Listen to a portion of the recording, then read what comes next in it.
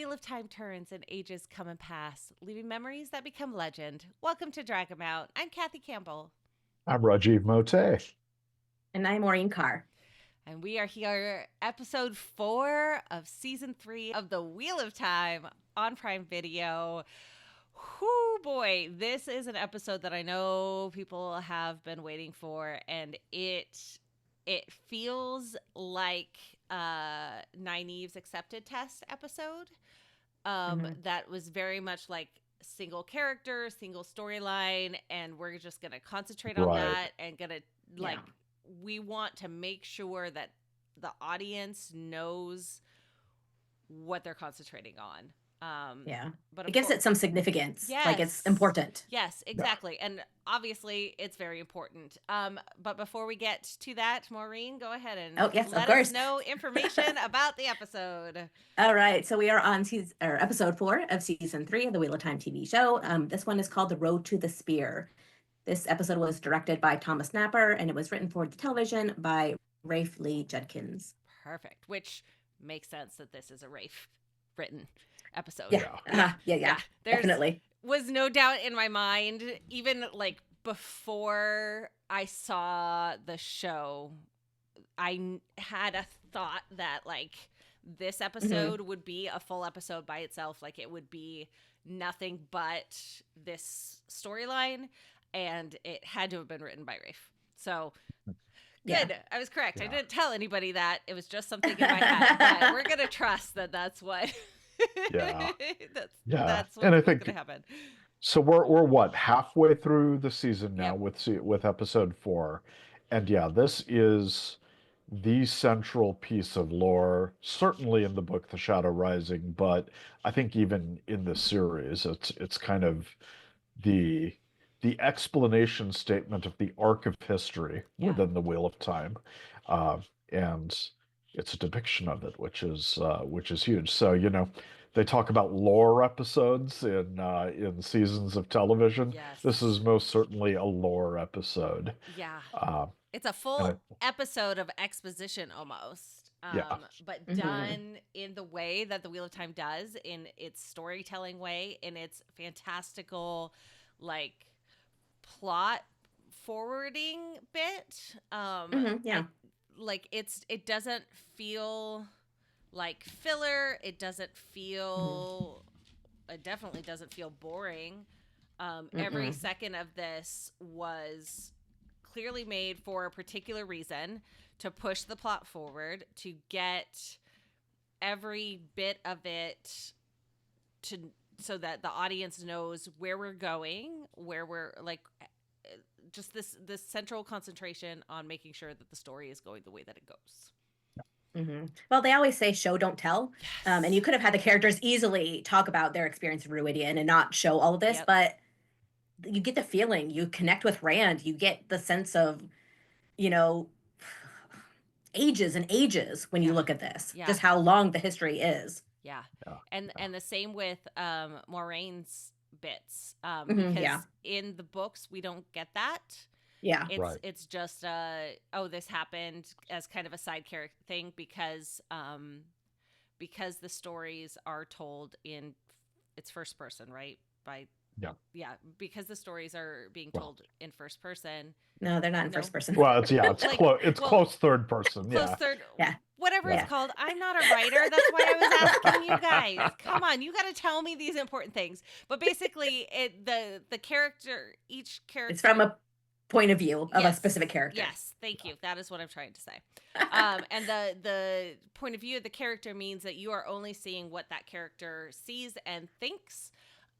Which is great for reading, but obviously doesn't work for a TV show. And that would be an interesting, maybe at some point in the future when, things like the immersive type VR kind of programming. VR type things become more popular. There will be more shows that are kind of like through the eyes of the character, but this is not that. That we're not there yet. And so you have to adjust things, and that gives us the joy of being able to see things like Moraine's journey through the ranks. But yeah, let's get started Let's do it. with some Rand and Lan training with the sword even more. Yep. And Lan, so they take a break in the heat. Obviously they're running around fighting each other. Moiraine is watching from the shade of her big hat, and they take a break. And Lan is like, "Hey, what happened at the end there? Like, what's going on?" And Rand tells him about his dad's flame and void trick. This is something that he was taught as a kid, and it lets him think about nothing. Because he says, "What do you think? What did you think about?" And Rand says, "Nothing." And it takes a lot of training to think about nothing. And so he talks about the fact that he really was thinking about nothing, which is important for many reasons. And Len knows that his father, he asked the question, your father was a blade master, right? Oh, okay, yeah, I'll put that together. So, this is, he's got some advanced technique here that he got from his father. So there's a continuity in what he's being taught now and what he got from his adoptive father. And there's a lot of weight in that exchange just because of where this episode is going and what's happening. Rand knows, and they talk about it there. Rand knows that he was adopted now.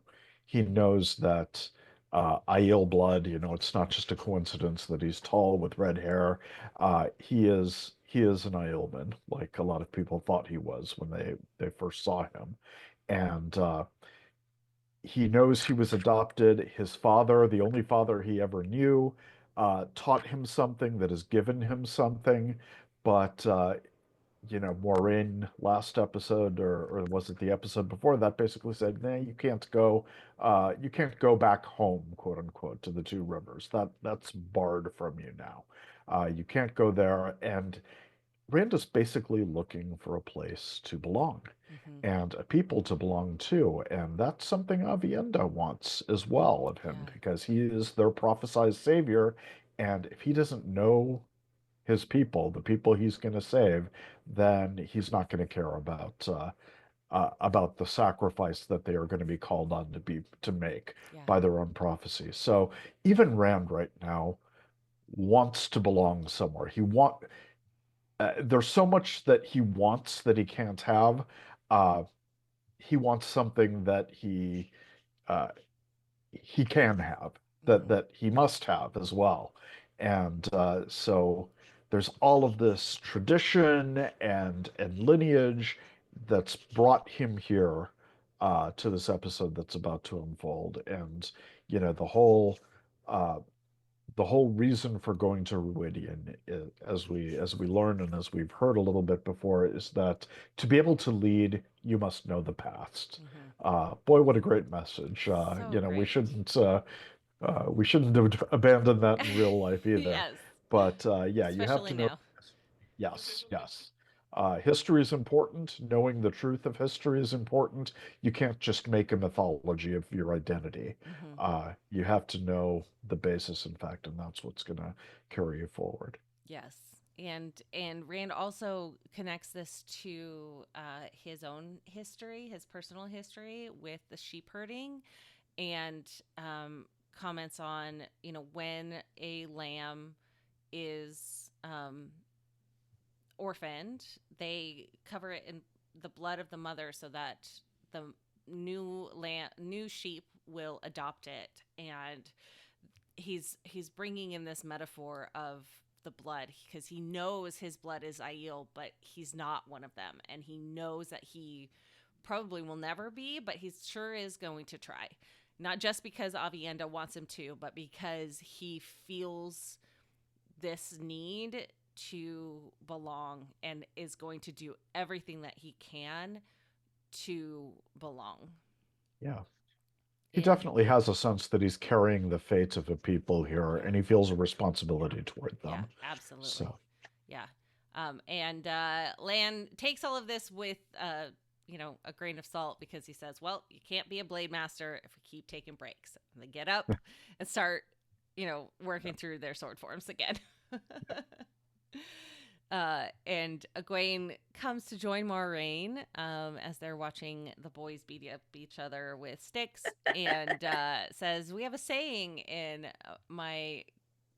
I forget what she said, like in my town, that a watch pot never boils." And Moiraine is so impatient and is just like, "Okay, well, if only." That was the way that it could be, because that would be great if we could just not watch the pot and it would never boil. You can tell that she's very concerned about previous conversations that she's had with Rand and the fact that she doesn't feel like she's in control of anything, but also some fears of him going mad. I think there's the concern around Egwene's bruises too, because remember, Moiraine wasn't in that conversation when Egwene was talking to the wise ones about the dream. And I'm guessing Egwene didn't come and say, "Hey, Maureen, I figured out what's happening." Like, that doesn't seem like something that like happened off screen. And so this is definitely one of the things that she's probably worried about, like that Moiraine is concerned and watching Rand for any signs of madness, because you never know what's going to happen. This then parlays into a little bit more of the discussion with the wise ones, because of the dreaming and what Egwene is starting to figure out. The wise ones actually reveal that, yeah, they absolutely knew that Moiraine would come, Lan would come, Rand would come, or at least there was a chance that it would happen. Yeah, and that they hoped that they would come because the alternative options that they saw were very unfortunate. But even before they get into these conversations, it's really nice to see, like, the wise ones welcome them in and say, here's water and shade freely given. Given, oh gosh, I didn't write this part either. As first sisters, share such things, type of a thing. Basically saying, hey, when you're here, you're family. And so, so we settle into Olive Garden. Yep, they're bringing the unlimited soup, salad, and breadsticks from the Gaishan, to which Egwene is like, I didn't realize. So are the wise ones the only ones that keep slave? Because, of course, remember, Egwene has experience with slavery and is very concerned about it. And they explain a little bit about the Gaishan, which basically the greatest, like, worthiness as a warrior is to capture somebody without violence.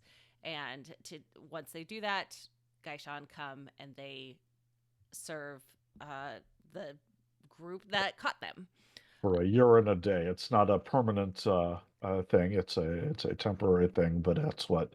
So you have, as a warrior who's done this feat, you've defeated me in a very honorable way, and so I must discharge kind of that.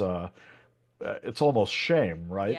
Yeah. And so I have to discharge that shame by donning white and being a servant, and serving you for a year and a day. At which point, everything goes back to normal. Yep. But yep. And we'll talk a little bit more about the Gaishan in the book section.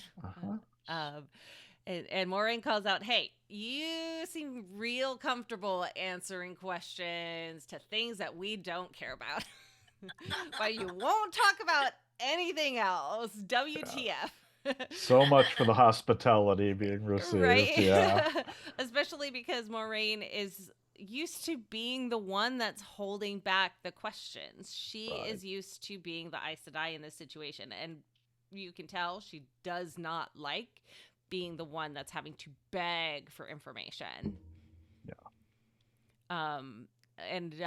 But Bayer, gives a little bit and is like, "Hey, wise ones see many paths. What is happening or beginning is more easily seen than what will happen or may." And they're like, "We didn't even see Egwene at all. But we know that if Rand didn't come, and if Rand al'Thor didn't come, because, of course, one of the carryovers from the books that is present in the show is that Aiel use a person's full name in their identification. And so every time that you see them speak a name, it will be their full name. So if Rand al'Thor didn't come, both Rand and the Aiel would die. If Rand survives Rhuidean, some of the Aiel will survive. If Moiraine hadn't come, she would have died. And if Lan hadn't come, Moiraine would have died. And then Moiraine slips and says, if Moiraine doesn't go to Rhuidean, and oh no, this is bad. Fire stops her. Yes. Because you've spoken too much.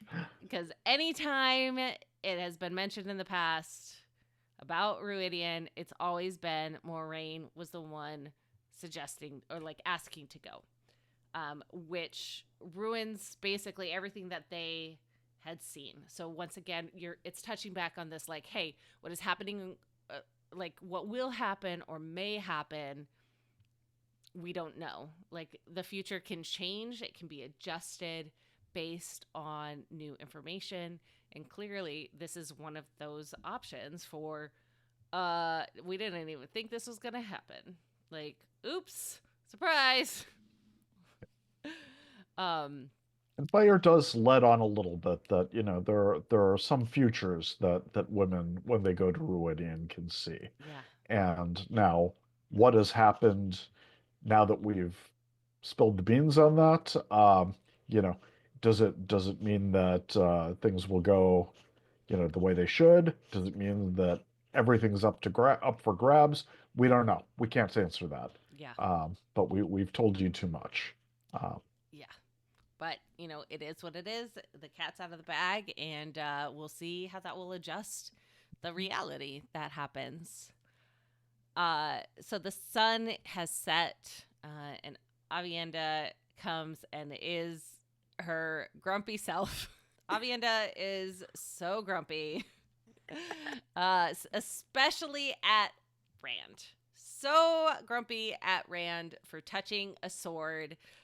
But not only, and Rand is just like, hey, so you can't have it both ways. I can't, like, not touch a sword because I'm Aiel, and then also be a wetlander that you're not happy that I'm Aiel, and so I shouldn't touch the sword. Like, am I Aiel or wetlander? Like, because if I'm a wetlander, I'm just going to touch the sword because that's the way it's going to be.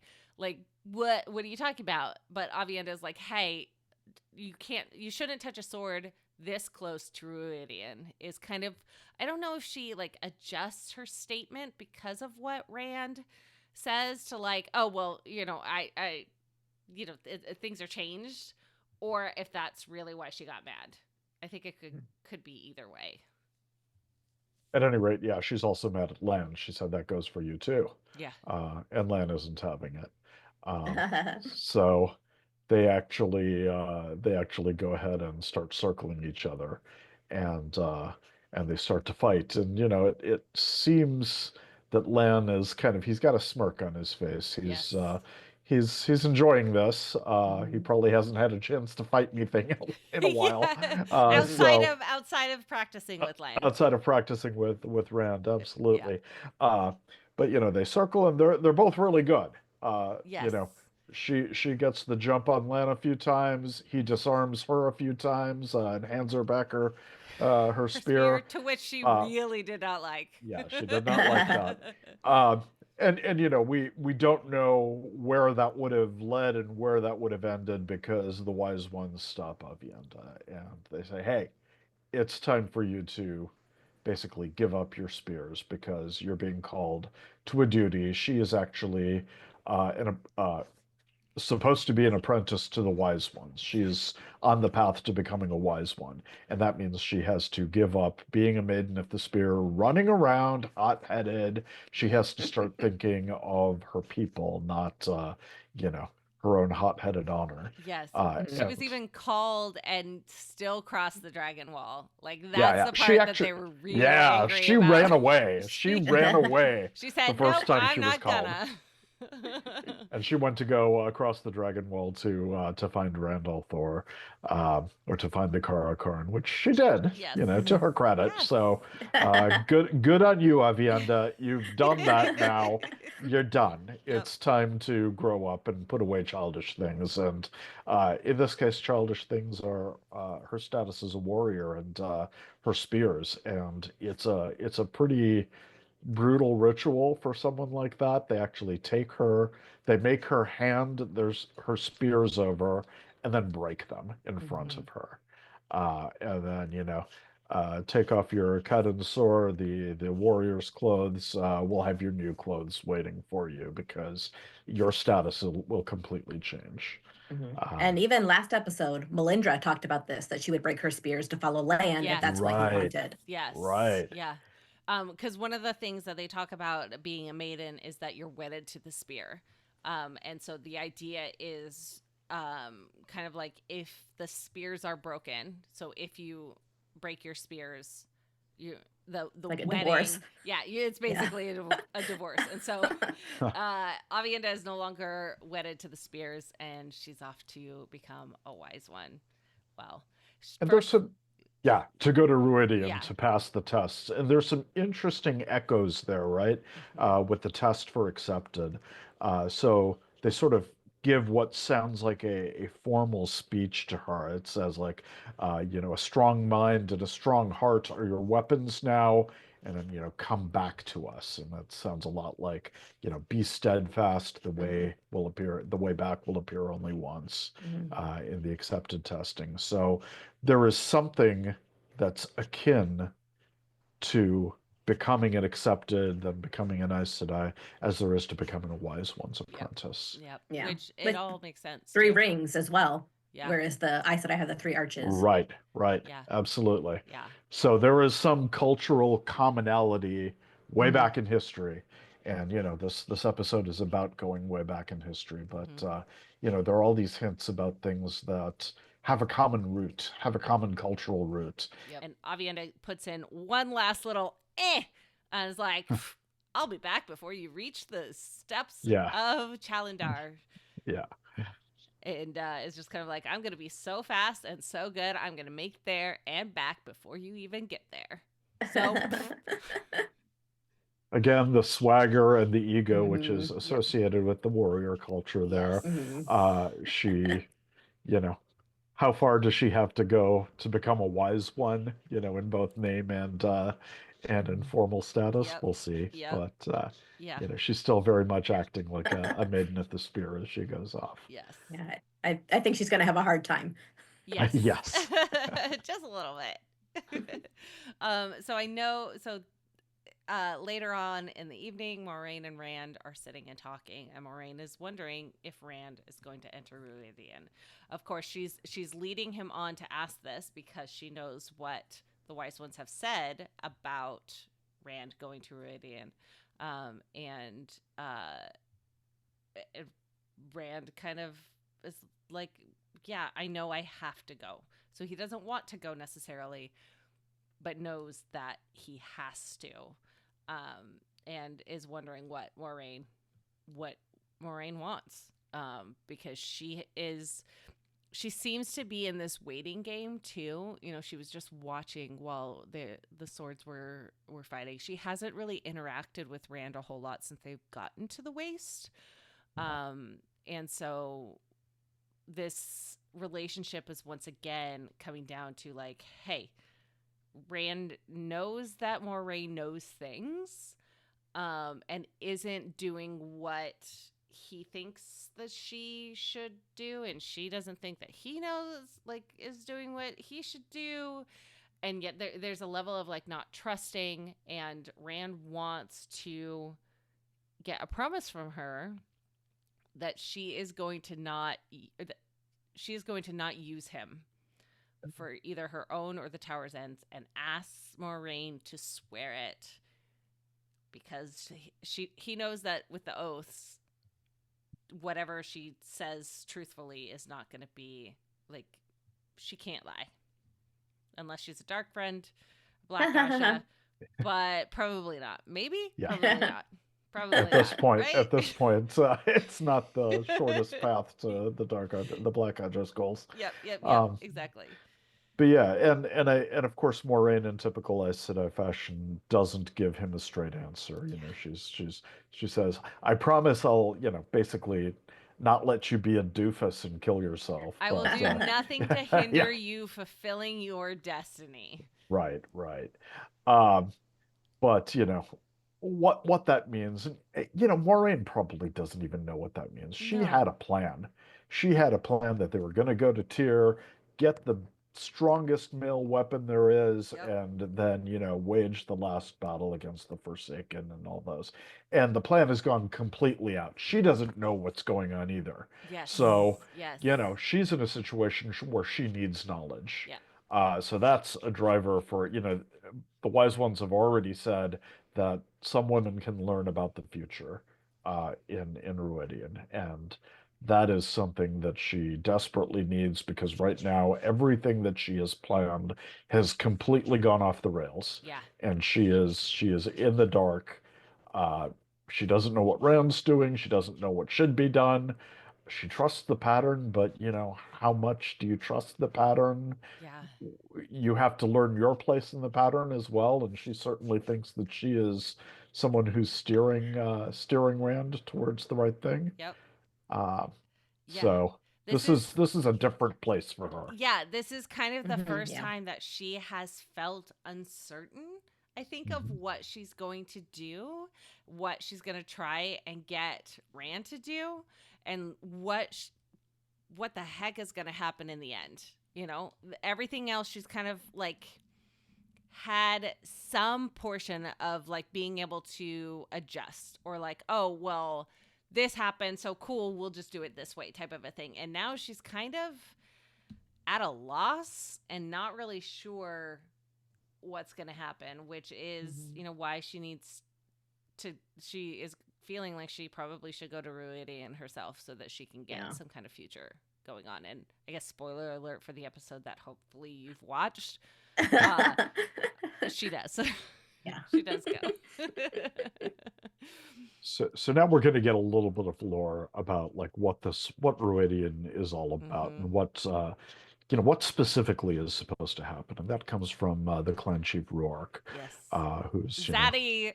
yeah, big guy, big guy who's kind of taken Rand under his wing a little bit, insofar as he's able. This is really wise one's business, Yeah. but he is also clan chief, and he shows what that means. He rolls up his sleeve, and shows that on the left arm, all clan chiefs are marked in Rhuidean. When they go to Rhuidean, whatever happens there leaves a mark on their flesh, and it's this beautiful golden and emerald tattoo of a dragon, of a serpentine dragon coiled around the left arm. Yeah. And that is the proof that they've passed whatever test is there. And this is why they go, and that's kind of their rite of passage, at least for chiefs. Yeah. And what about the chief of chiefs, the Kara Karn, which is what Rand is supposed to be? Well, the Kara Karn will be marked on both arms. Yeah. So that's the difference there. And it's also kind of a confirmation, they know that this animal that is there is called a dragon, and this mark shows, it proves the theory that the Aiel are the people of the dragon. And we remember that the Stone of Tyr will not fall. Rand will not hold Kalimdor until the people of the dragon come to the stone. So they're doing the right thing here. They're getting the people of the dragon under Rand, or at least attempting to, by making him chief of chiefs. And there's also an added layer of, you cannot talk about what you see in Rhuidean, Right. except for other clan chiefs. And as we're going to learn, there's a reason for this. And like, if you are expecting what you're going to see through the path in Rhuidean, you're going to not be surprised. And so you can set yourself up. And so like, this is really a test of how do you handle new truths? Which makes sense as to why it's important for the leaders to do that, so that they have this history, they continue with the history, and they know how to continue as best that they can. Yeah. And they come up, swelling music. The music, can we talk about the music real quick? Because this episode especially, like the sounds, the audio bit of it and the music especially are perfectly poignant in each of these scenes. It feels glorious and terrifying and creepy and wondrous, like multiple times through it, and that the sounds and the audio and the music and all of those pieces, Lauren Balfe did an incredible job organizing the music, and whoever was in charge of the audio, like the other things, the Foley work, the noises and whatnot, fantastic. But we'll talk a little bit about that when we actually get into the columns, because that's where it really comes to life. So Moiraine is like, oh my goodness, it's a city in the clouds, as they're looking upon Rhuidean, and then you hear these battle calls, and immediately Rhuarc just tenses up, and he's like, the Shaido, and pulls up his veil, and they go over to like glare at each other. And conveniently the Shaido happened to be all dressed in black now. I know, so, I noticed that. That was really, really interesting. And just so we distinguish the bad Aiel from the good Aiel, I guess. So these are the honorless ones who may be responsible for killing the traveling people, the Tuatha'ans. So, these are bad guys, at least allegedly.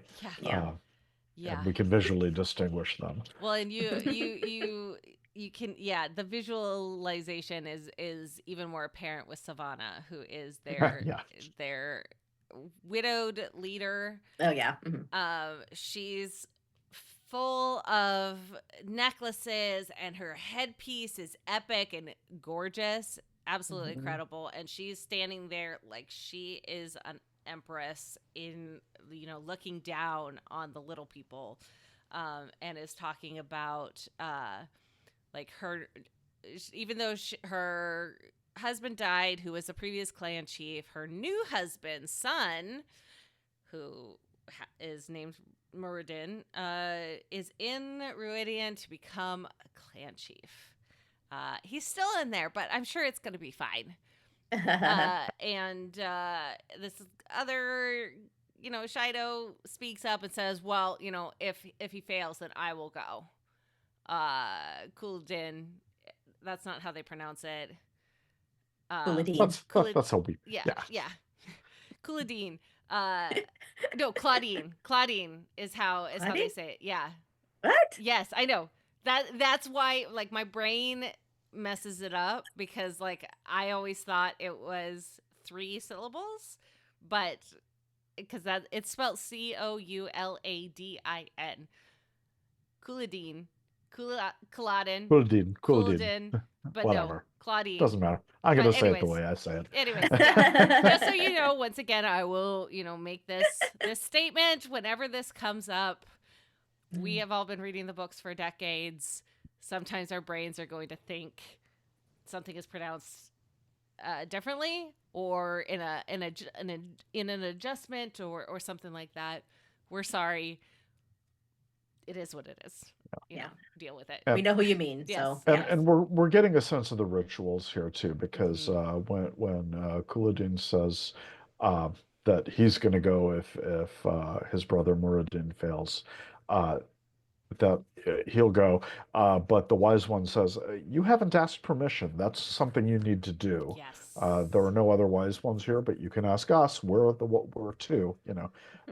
It's 2 wise ones are needed to grant permission to go. And Rand's ears perk up. He knows that this is where he needs to do something, so he steps up and he asks permission. Yes. He kind of does it the way he saw Aviendha do it, with both hands out, hands upturned, palms upturned, asking permission to enter Rhuidean. And Couladin, of course, laughs, because apparently that's a woman's way of asking. Men do it differently somehow. But, the question is asked. That's all that's needed. And both in the show they call her Bear. Bear and Moiraine grant the permission.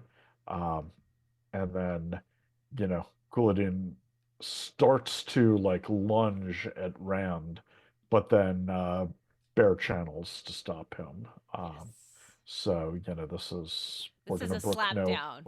Yeah, You know, he just listen. got smacked down. Yeah. But they're Shaido, right? So They have no they're honor. gonna get deserve it. smacked down Right. anyway, Yeah. sooner or later. Yep, you have no honor anyway, so suck it. Yeah, and Rand, part of Couladin's objection is that he has no Aiel blood. He's an outsider. He's a wetlander. Well, how can he be there? And Rand goes, no.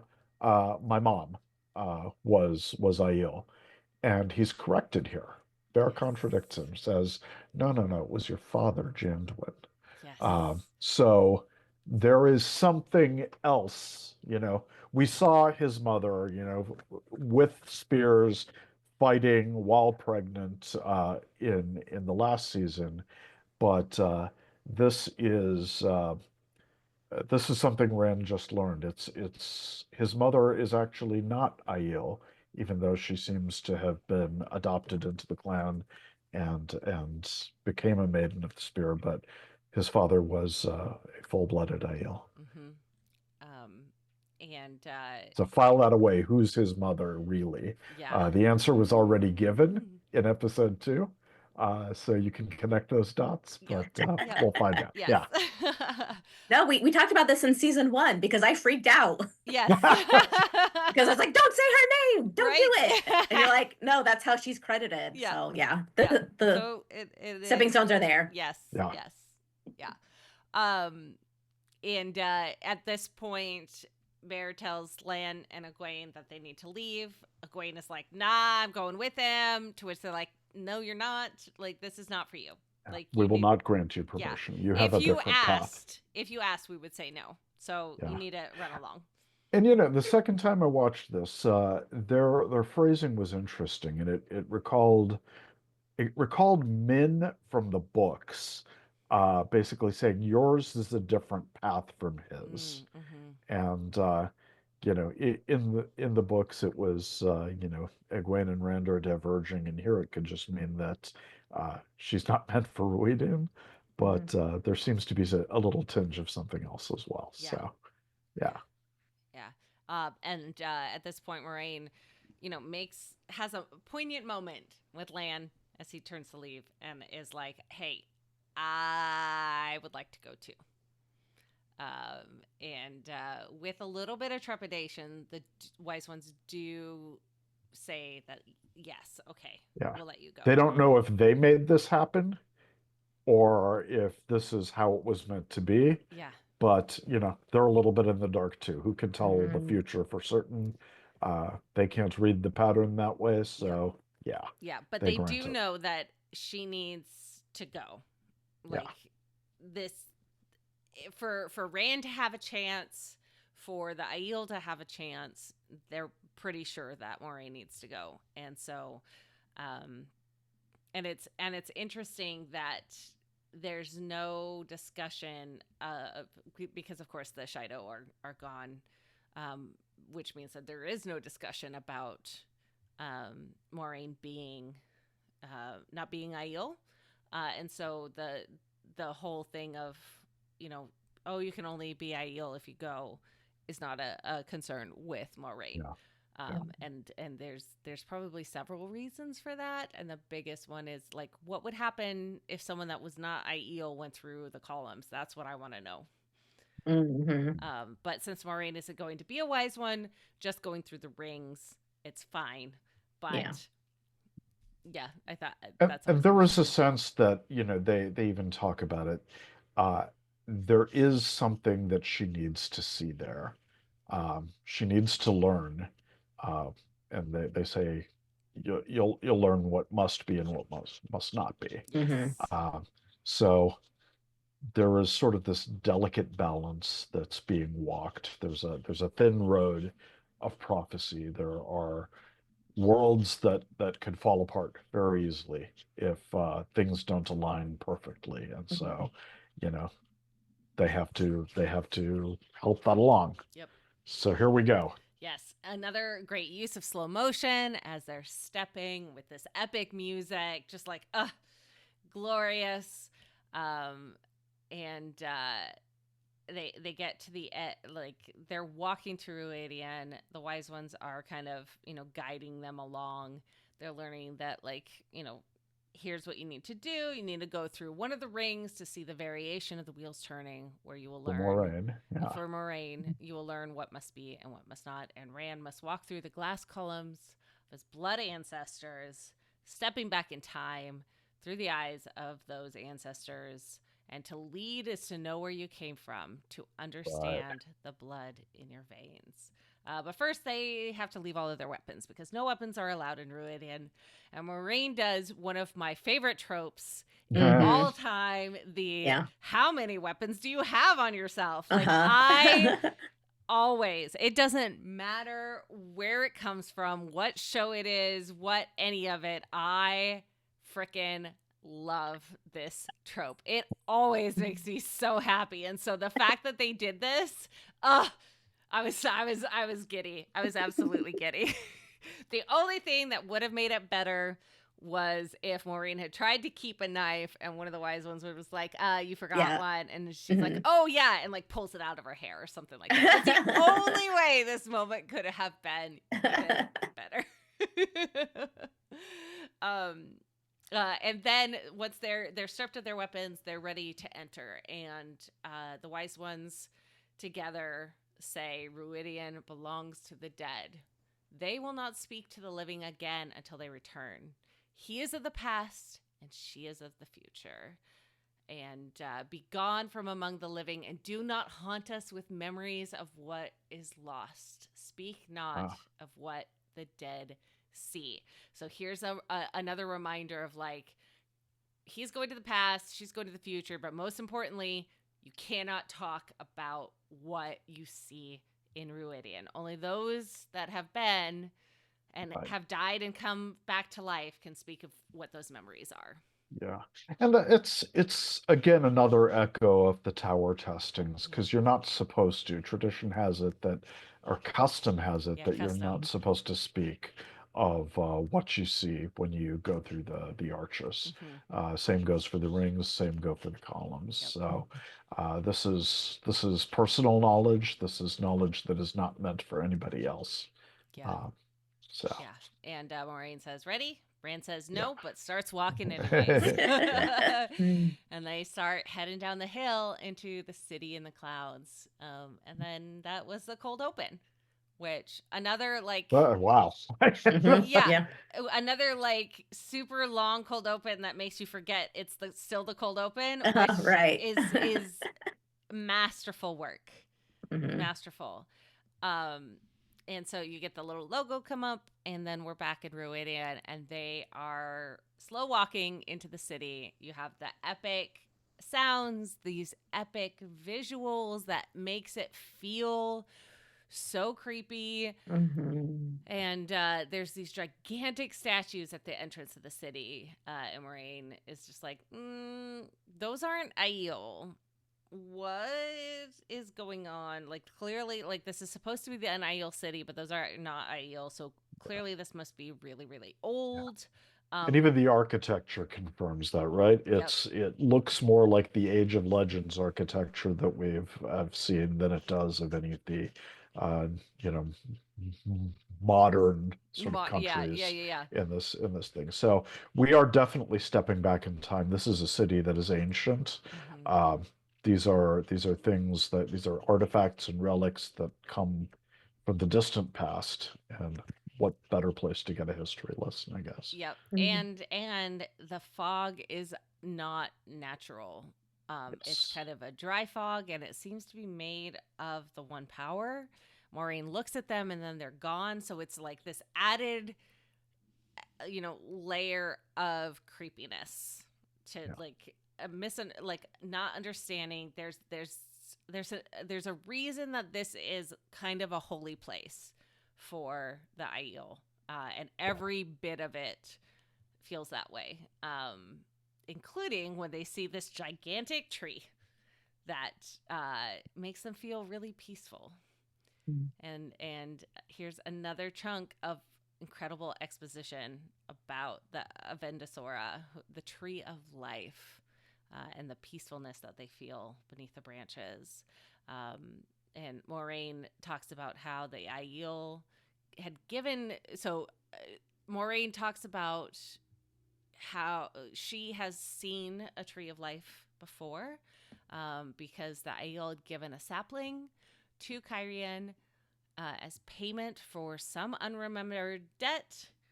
And Rand is like, I don't remember seeing a tree like this. To which Moiraine was like, well, yeah, my uncle King Lamon kind of like cut it down because he wanted a fancy throne that nobody else had, and that's kind of why the Aiel War happened, and then you were born. So like we've had this connection for our entire lives, and you didn't even know it.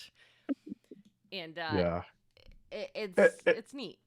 It's the seeding of a theme of this episode, which is all of the things that have their roots in the past. And if you trace events, it's all a chain of dominoes. It's all a chain of causality that has led to this particular place. And that is, you know, that's the whole notion of the pattern and of the Wheel of Time, is that there is this massive chain of history that is leading to these points of revelation.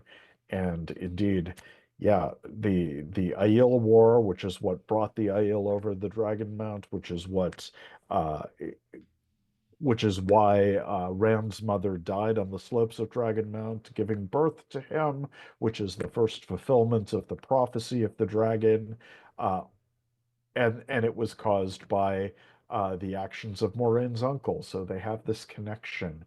And, what did that come from? Well, this was the Aiel taking a cutting from this tree that's in their holy city of Rhuidean and bringing that over. So the chain of causality goes back all the way to the founding of the city, which we will see is truly a long, long, long time ago. In fact, they say the Tree of Life is 3,000 years old. Um, so huge, momentous weight of history leading to this point. And it's a really nice way to give kind of the time frame for what Rand will see too. Yeah. By knowing that this is almost 3,000 years old and we're going to see it as a baby. You are able to a baby tree. Yeah, baby tree. Baby Groot. Baby Groot. You're gonna it's another layer of information in an easy way for people to see, because they don't have like year 3000, year 24 in these future scenes. Like that would make it awkward almost, and well, this is a I'm looking through the eyes of my ancestors. I don't have a superimposed caption that says when this is. We're figuring things out. We're looking around. Well, we'll get there. Yes. But, yes. Let's get there. Exactly. So Rand is going to enter this forest of columns, and once again, the sound in this, especially, it sounded like it was almost like under the ocean, like whale sounds or like crackling, swaying trees. Like I really want to know what was used to make these noises, and I'm hoping that there will be some sort of like behind the scenes like featurette of like how this is made, because I cannot even identify what they use to make this. Is it like one of the the saws that they like can like wave and it makes the noises? I don't know. It's so creepy and absolutely perfect.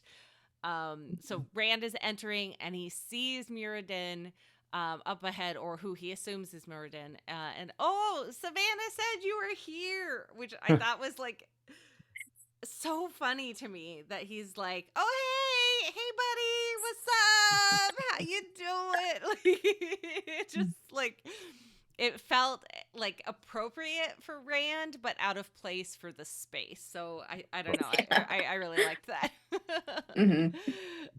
And each step is met with these intense like screams, voices, moans, and like Yeah, the and it's almost like a wind is yeah. fighting him from advancing. He has to really claw his way, or he has to really force his way every step forward. And we should probably frame this next sequence. So the idea is for every few steps forward, you are going back in time, and Rand is going to look through. He's going to experience 6 lifetimes, each, uh, you know, further back in time from the previous. So basically, six ancestral visions that he's going to have, and that's going to take us pretty far back in history, as you'll see. Yep. So we'll start at what I've called in my notes life n minus one. So Yeah. That's Ra- Ra- perfect. Rand is seeing his father right now, Yes. Janduin, who we just learned of. Yes. Uh, And also, we're going to go through all of the lives that he sees, even though in the show it does have a break and switches over to Moiraine, that comes back to Rand and then switches over to Moiraine. We are going to continue through all of Rand's lives, so that's what we're going to do because that's how we do this, and it just makes sense. Yeah. So and another point to make is that Rand is Yosha is playing each of these characters too, which I have some comments for future, like for some of the future ones. Janduin, perfect, great, awesome, no notes, amazing.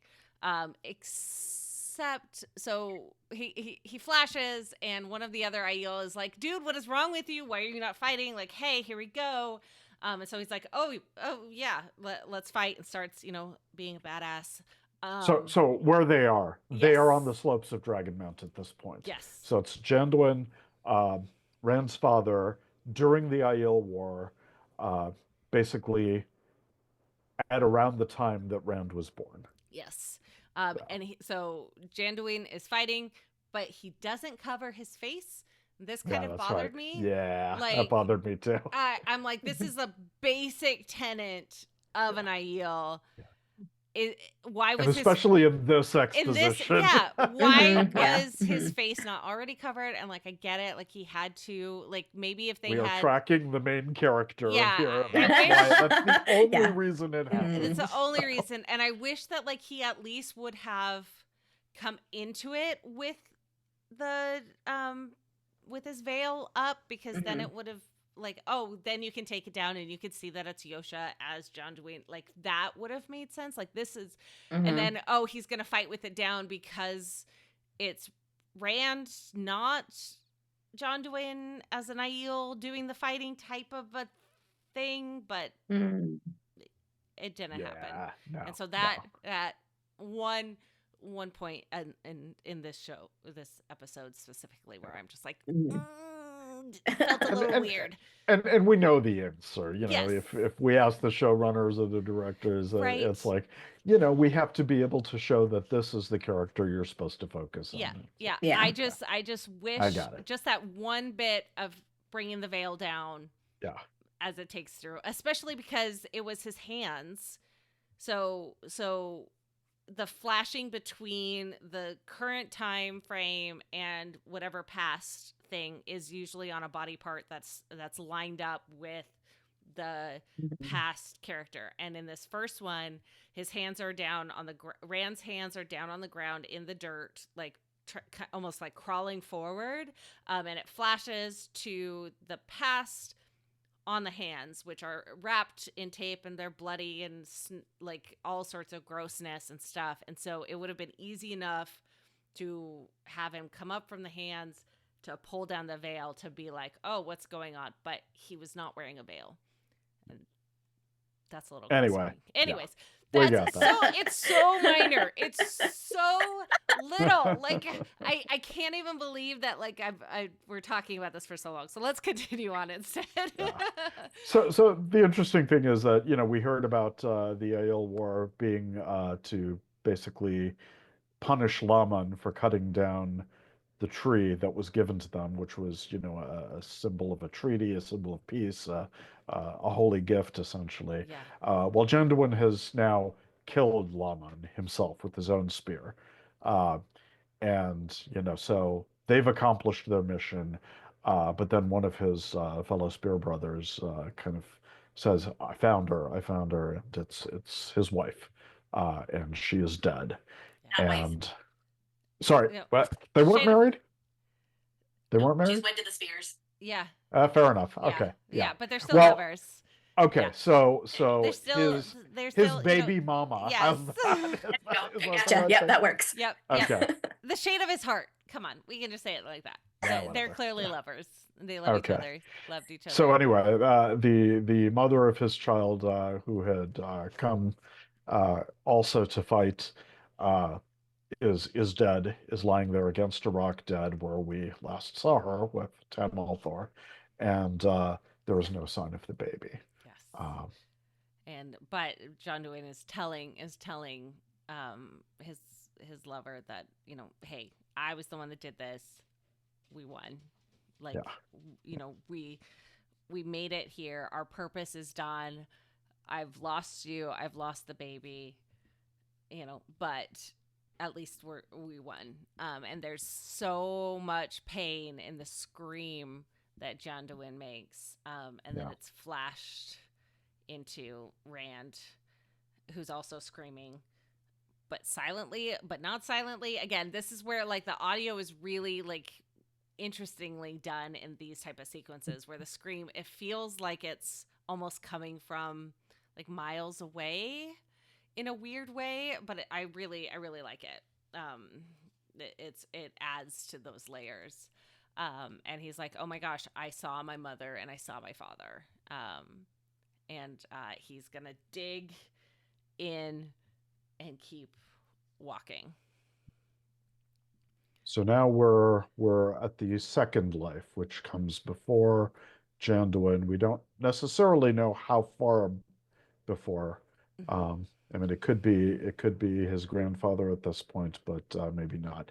But it's an Aiel known as Mendane or Mendane. Yeah. It's probably a lot farther because we see the clouds, the fog roll into Rhuidean. So like That's right. it's at least a few generations, because we're going far enough back that Rhuidean is becoming this historical holy place. Yeah. And let's talk about my second concern.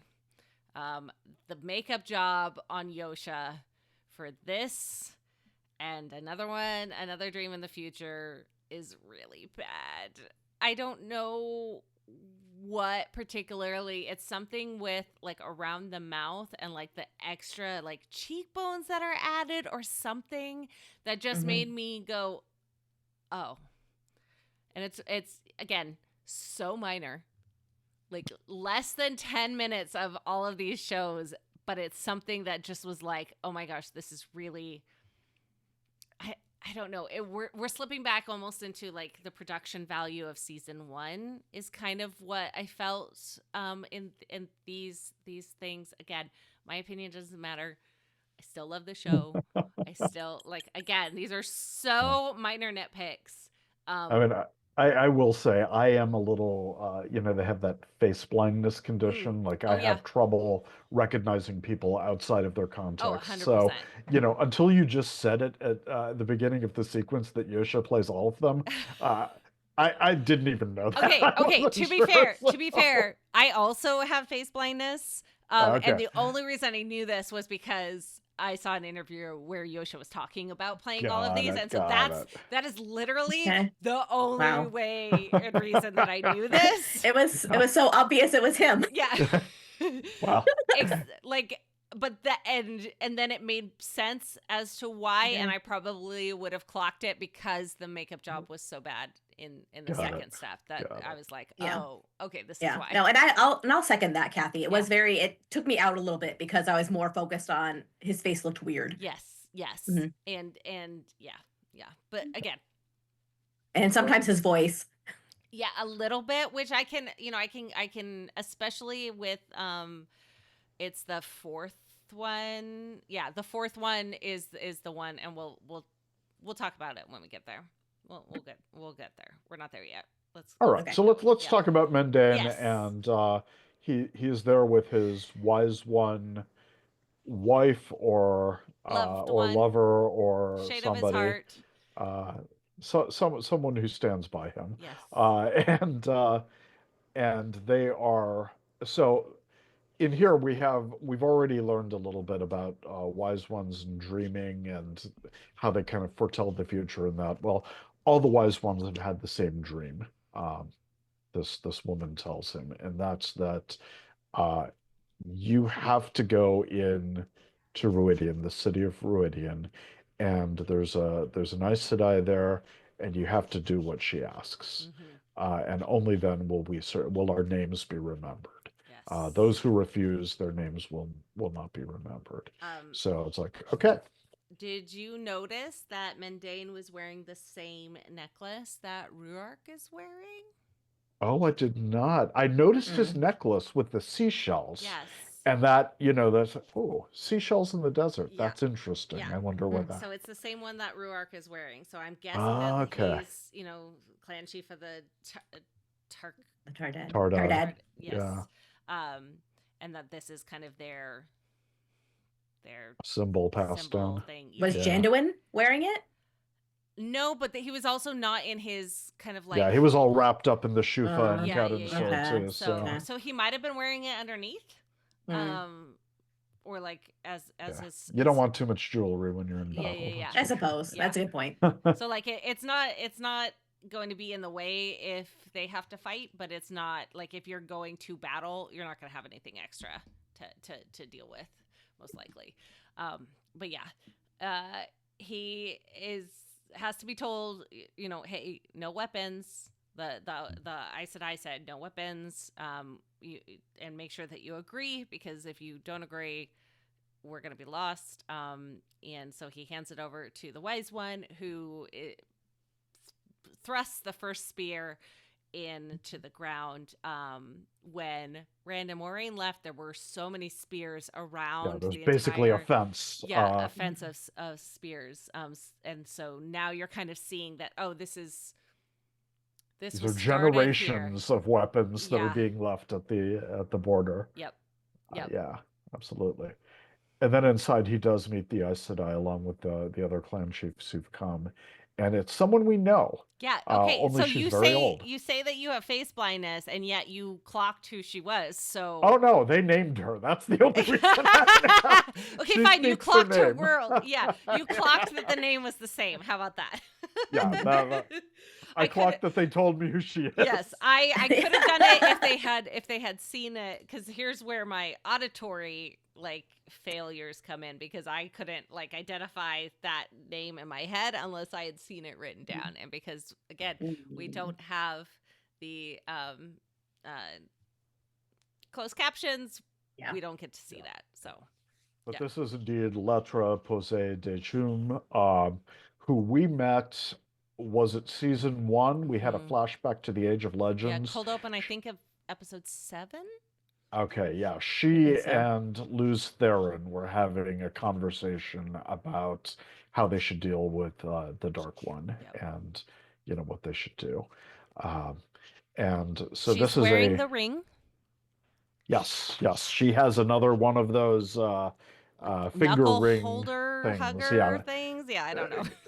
She has brass knuckles like all the other people. And which she had way back then as well, in the first season. And she is holding a crystal spear, which is important. That she takes it from a nook in the Tree of Life in Aviendha Lan. So that's where all of these clan chiefs are meeting, around the Tree of Life, and are very, very old. From the Age of Legends, Aes Sedai is addressing them, and she's saying that she's called them there because all of the people who were truly Aiel are all dead now. Yeah. So that's interesting, and they don't. The chiefs don't flinch here, so they know what she's talking about. This isn't something that, if she told that, If you walked up to the Tardad today and said those words, you'd get a spear through you. Most likely. You're not. I am truly a Aiel. That's not a question. But there's a distinction now, and we're going to learn a little bit about that. Yeah. And so she says something that is kind of what Bear said to Round, which is, those who would lead uh, need to remember their history. They need to remember why carrying a sword is forbidden. This is something that even Aviendha brought up. And perhaps she doesn't even know what the answer is. It's Yeah. forbidden. That's all there is to it. That's the you know, rules. why a sword and why a spear with a long blade but not a sword? Well, she even says something like you can hunt. A sword has no other use. But I, I don't think I think she knows her customs. Yeah. I don't think she has the philosophy behind No, those clearly customs. does Right. not. There's no way because Yeah. nobody would talk about it. Like Right. Yeah. it's not. Right. This is something that Rand is learning that only the wise ones and clan chiefs know. Yeah. Mhm. And so, Latra Posey says, whoever would lead the people now called Aiel, the chiefs and the wise ones, must come to Rhuidean to learn their past, where they came from, and why they don't carry swords.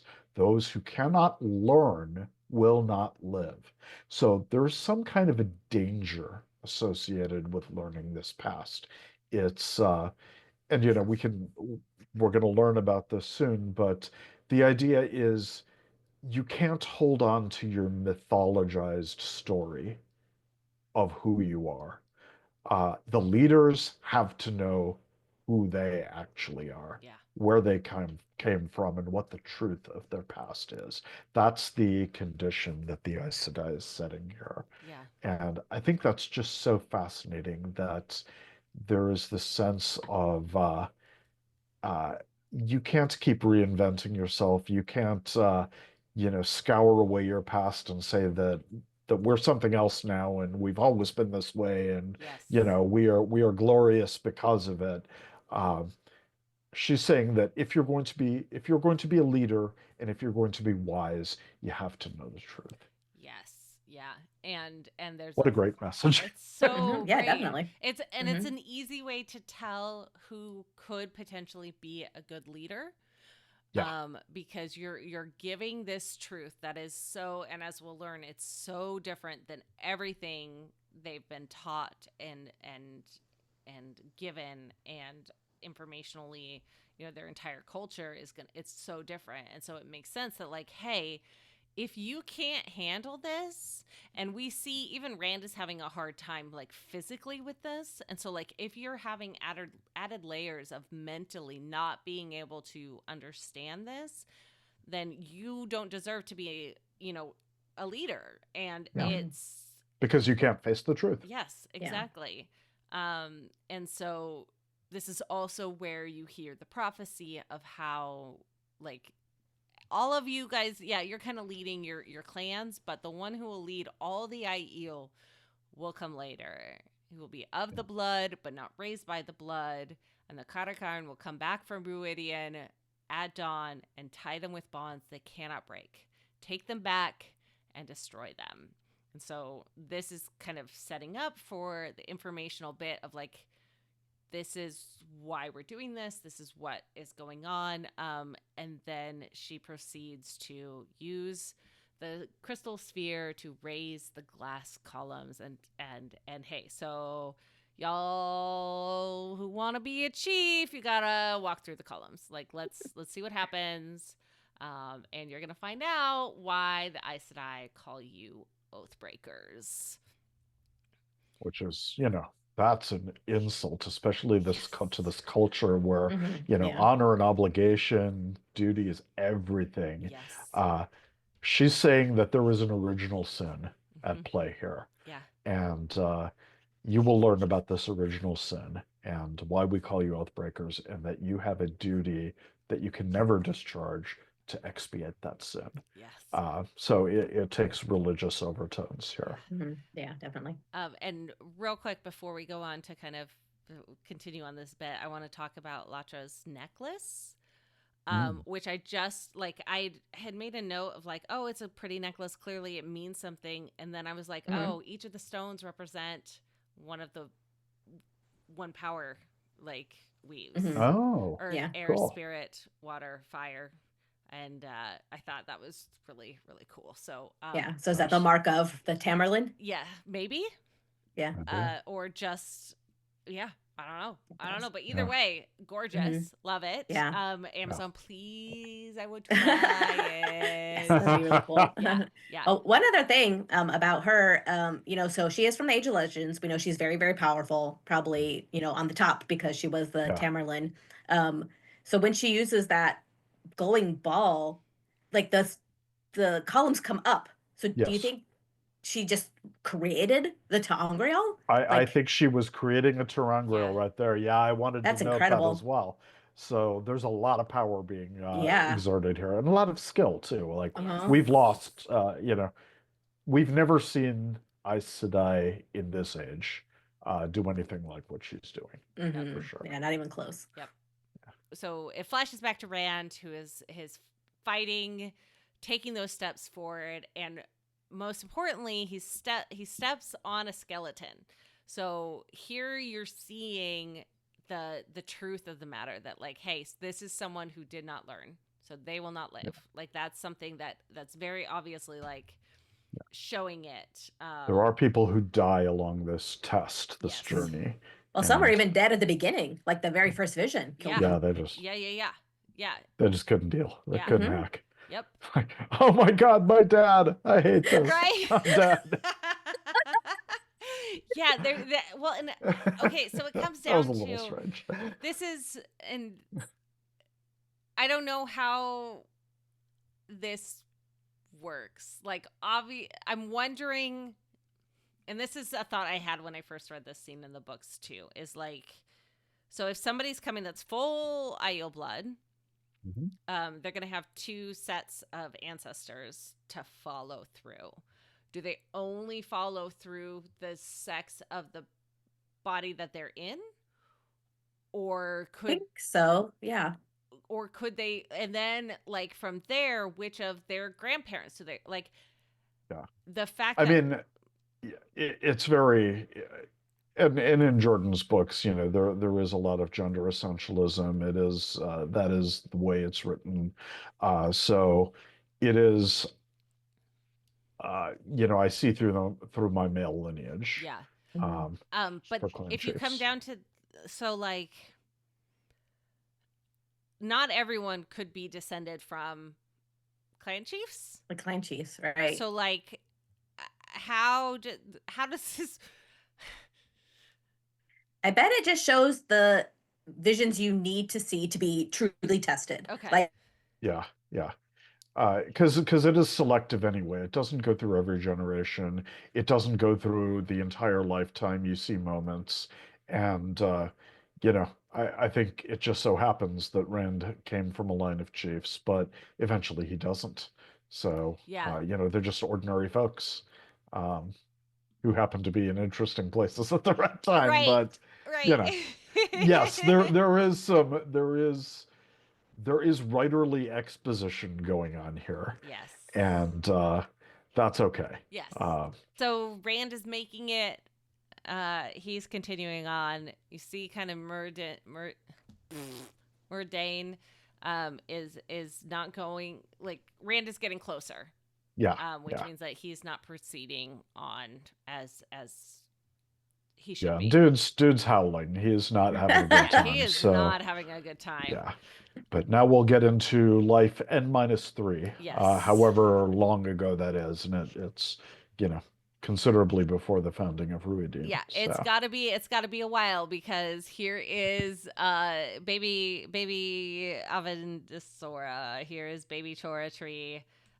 With a crystal ball in the middle of it, that Lewin is hugging.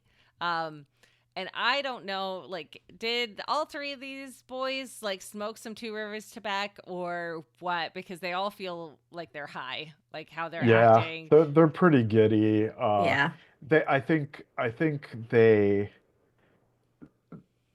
were written younger than they were cast. Mm, So,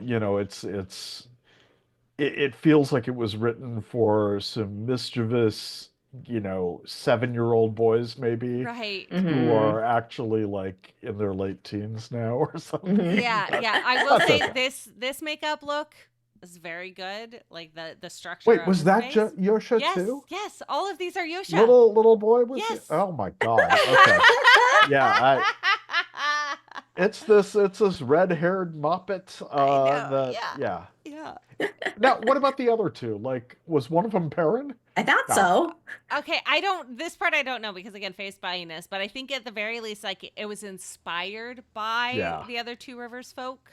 Yeah. Hmm. So it does look like they're three young friends who are kind of making mischief, looking like Merry and Yeah. Pippin and in Yeah, I was the gonna say very Hobbit, Yes, yeah, Hobbit-esque. yeah. very Mhm. Hobbit. Yeah. Poking around in the wagons, they find the Chura tree. This is the sapling of that became Aviendha. It's got the crystal sphere, which we know is a mega powerful sangreal now, and they're just poking around and having fun and laughing, And like, and oh, it it feels looks like I feel so much peace. Like yeah, yeah, I can almost feel it. I can almost sense that it's here. And yeah. his friends are teasing him. And But these three friends do kind of look like the three friends in the Two Rivers, Matt, Perrin, and Rand. So, it's meant to evoke kind of that cyclicness, yeah, yeah. but whatever. But So, they get told off for being leave this alone. Like this is yeah, clearly like this is our duty. You need to like it's not a toy. yeah. Um, And as we pan out of the wagon, we see that these are the wagons of the traveling people. mhm, So this is what we've seen of the Tuatha'an. Uh, and so, surprise, surprise, the Aiel that we know were once Tuatha'an, the mhm. traveling people. So remember, there was a taboo against harming them, and it's mentioned in the book at least that there's the Tuathan have safe passage through the Aiel. No other Yep. people. If you're selling something, if you're a peddler, you can go into the waste. If you're a Tuathan, you're granted passage. And No one else is. well, and the passage that is granted by way and reasoning of the Aiel want nothing to do with the Tuatha'an. Yeah, And we're kind of seeing why because they Hmm. are such different cultural yeah, from each yeah, other. yeah. And Um, what is the hallmark of an Aiel? They're a warrior culture. mhm. What is the hallmark of the Tuatha'an? They are pacifists who follow the Yes. Hmm. way of the leaf. So Yes. all of a sudden you see, okay, there has been a cultural shift over these generations. We're Yep. going to find out why. Yeah, and this is why you can tell that this is where Muradin is stuck. Whatever Yeah. this level is, for him, it's going to be something similar. So, um, Lewin's mother comes and is stressed out because his sister and her friend were taken by bandits. And the boys are like, "Well, let's get him back. Let's do something. Why are we just gonna let him?" And the elder is kind of like, all that will be well and All will be all will well, be and all well, men. all will be well, and all manner of things will be well. So like kind of this is, the wheel weaves as the wheel will. So we gotta just let it be. We can't do anything because that could cause violence. This is something that we're not, set up to do. We So accept our fates. yes. Everything's going to be fine. We Yeah. trust the wheel, I guess. Yes. Uh, And this is almost where the boys kind of feel like they grow up a bit. It's almost like a decade difference between the first Yeah. scene and this one. Exactly. Mhm. And it's the boys are like, well, we're gonna go rescue them. Yeah. Well, their plan is consistent with their culture. They say, okay, they were down by the river. We can follow the tracks. We can sneak in at night and we could like steal away our people, and have no no one will know. violence. No Yeah, violence. Yeah. Like they go in with like this is their plan.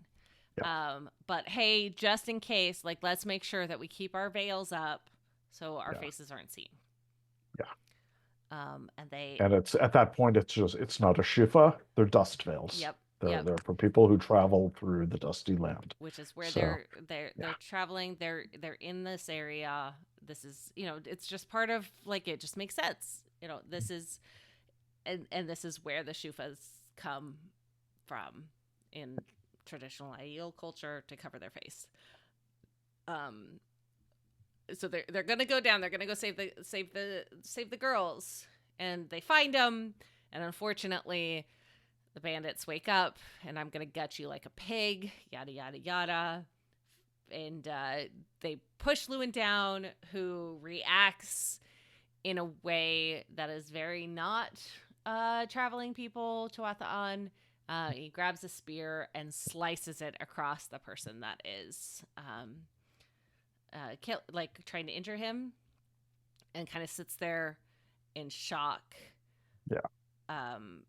It's almost like it was an accident. Yes. He didn't mean to do violence, but he sure did. He sure did. And in the meanwhile, his friend, I wrote down Charlie, but it's more like Charlin or something.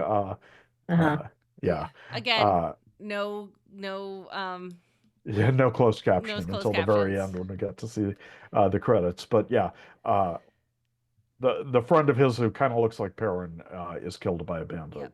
Yep.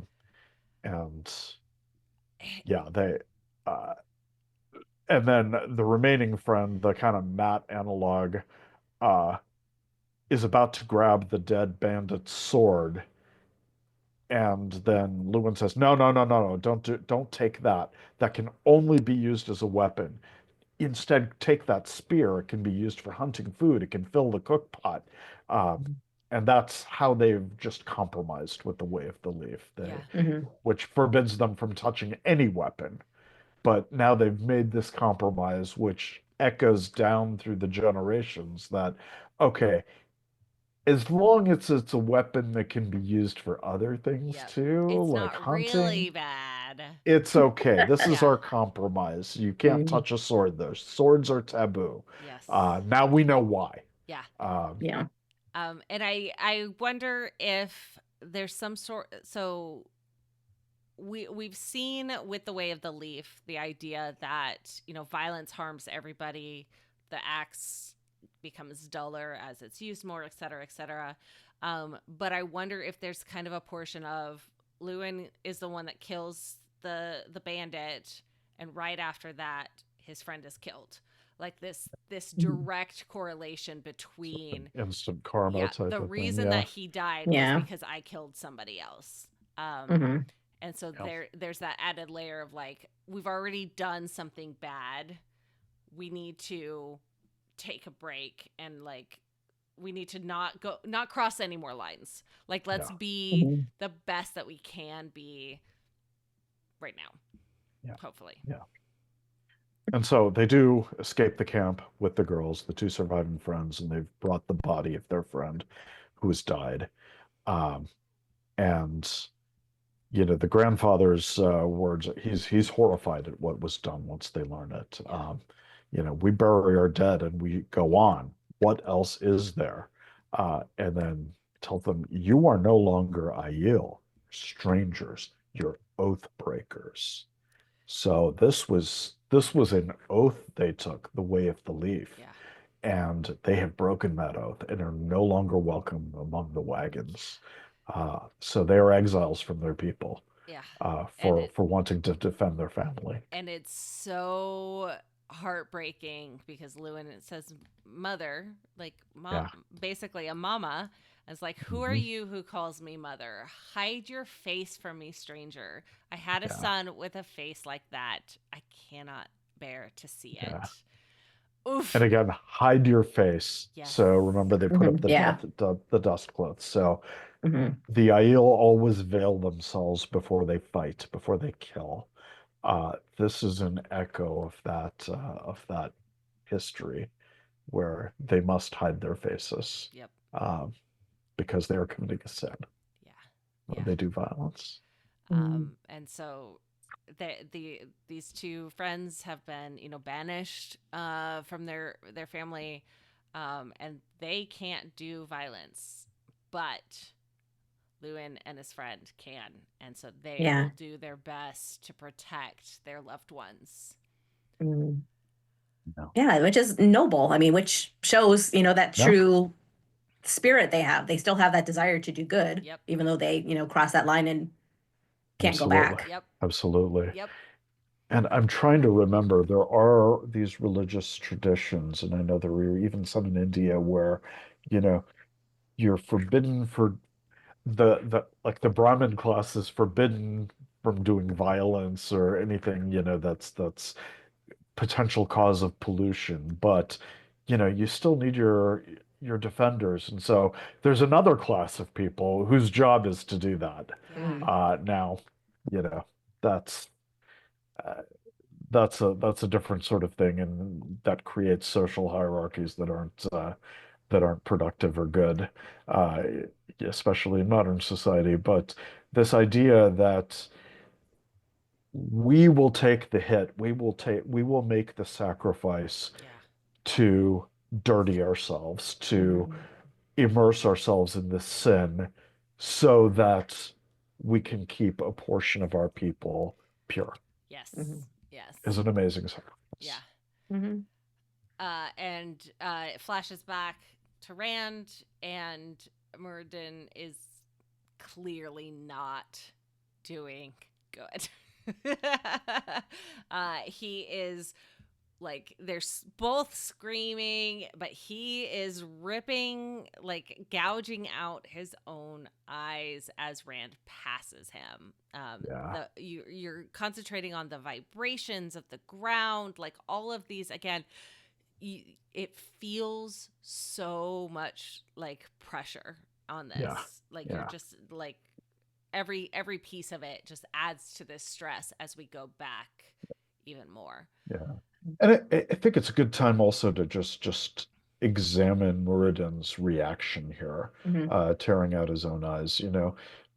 Rand is not culturally Aiel. Yes. So his identity isn't grounded in this warrior culture. The story the Aiel tell about themselves is that we are honorable, we are warriors, we are hard, everything is honor for us. And what's being revealed in this history, what can't be borne by some of these people who would want to lead, is that they are actually betrayers of what they stood for. Yes. They're the oath breakers, they're the sinners. They basically don't have honor. They've betrayed something that was fundamental. And for an Aiel to break their oath is something just so shameful. And some of these folks can't bear it. Yes. They can't get past that. So that is, you see, Moiraine ripping his eyes out. He is one of those people who can't reconcile the truth of his history with what he envisions himself to be. Yep. And so Rand is just gonna keep going. He's gonna go further, and we're now in Jonai, which is the other really painful makeup. It's so, it feels disconnected, but on top of that, his voice to be older has that added layer of wrongness to it. It just feels, it's unfortunate. I chalked it up to trauma, but maybe that's being a little too generous. Either way, yeah. Either way, we've talked enough about this. We're going to move on. But so let's talk about Jonai's world here. Yes. So when we encounter Jonai, he is standing among burning wagons. So the Tuathan, we know, are traveling via wagons across the country, or across the land. What they're looking for, we don't know yet. But right now they've been attacked. Their wagons are burning. and he's just kind of standing there amidst that. Their bodies on the ground. It's clearly a terrible thing, and we know that they can't fight back. They're Yes. immersed in this culture, and his grandson comes in, and uh, he's clearly traumatized, and there's a woman who's also a survivor, and tells Jonai that this boy can't go on. And Jonai echoes what seems like a catechism now. We bury our dead and go on. What else is there? Yeah. And then he says, there will be others who are going to meet us across the spine of the world. Now we start to know that they have a destination. My daughter dreamed it. So again, this dream walking or dream visions that is more common, at least, is guiding them. They're saying, okay, we do have a destination. There's sort of a promised land ring to it, Mm-hmm. that there is a place to go, a place of safety, um, and they're going to get there, and all they have to do is persevere. Um, Yes. but the woman says, hey, you know what? The Aes Sedai have actually killed the last man who can channel. And remember, we're talking about the breaking of the world, where all of the male channelers went mad. They started ripping apart continents and things like that. Just total chaos and destruction. And this woman is saying, hey, it's done now. We don't need to keep going. Yeah. But And it yeah, doesn't matter what happened in the past. Like we're like it's safe now, so we don't Mhm. have to do this. We just got beaten up again by somebody else. Who knows how many times this happened before, but people are going to usually prey on the weak, yeah. and it's got to be exhausting. And so, hey, here's a place where we're not alone, where we can be safer. We don't need to do this anymore. Yeah. Mhm. We're going to go south instead. We're not going to keep following the dream visions. Yes. And just think of it, Jonai. We can go back to singing the songs of harvest. Mhm. We can have an agricultural civilization again. We can settle down. Um, but the woman actually asks, "Hey, you want to come with us? You can be safe." And the grandson, he decides to stay with his granddad, and he says, he's not gonna break his oath. Mhm. Yes. So Yes. the oath is something more than just keeping the way of the leaf, although they do echo that the way of the leaf is peace. Mhm. It's like going to this promised land. It's going to this place of safety. That is somehow part of the oath as well. Yeah. And you know, uh, young Arden, who is the grandson, Arden, uh, he's very much he's taken his lessons from his grandfather, and they are true believers, and they're going to see it through no matter who dies or suffers. And indeed, when after they bury, who is it? Is that his His mother, yeah. or Arden's So mom. yeah. yeah, Yeah. So Arden's mother? Jonai's Yeah, daughter. Daughter. Mhm. yeah. So they bury her, and Jenai talks about how his mother saw great things in the dream, a city in the desert where Aiel could be safe and no one could hurt them, again, a promised land across the spine of the world. Yes. And Mhm. they've their wagon is the one with the little sapling of Aviendha, and they must look after it. And this is how bad it is. Grandfather Janai actually takes up the yoke of the cart and starts pulling it himself. And you can see the mountains in the distance where they're supposed to go. He's going to pull this cart All over by the mountains. himself. And the little grandson is grabbing a rope and is trying And he's to trying. help. Yeah. Oh my gosh. And it's just this is the hardship they're going to encounter. Yeah. This is the almost foolhardy perseverance driven by this faith Mhm. in these visions. Yeah. So you get a real sense of a lost cause here. You get a real sense of uh, faith persevering through the absolute evidence of that you shouldn't have Yeah. this faith. Yeah. Yeah. So these are true believers. Yes. Yes. Who are moving towards Rhuidean, what would become Rhuidean. Yep. And this next flash, Jonai's pulling, and it flashes, and Rand is now lined up and pulling as he drags another foot ahead. You feel the weight of this history. And then the feet line up, and it flashes to fancy shoes, and we are now in the Age of Legends, in whatever city this is. Super fancy. It's the War of Power. You're seeing these fancy streets, walls. Like, the clothing is so very different. It's very much like what the Forsaken wear. And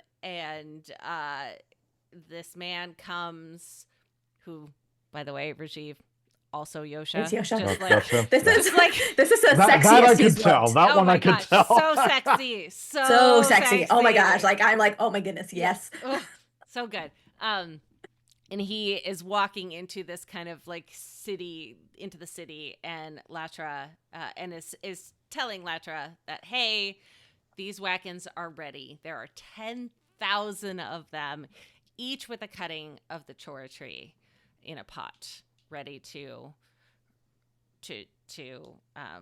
be spread throughout the world.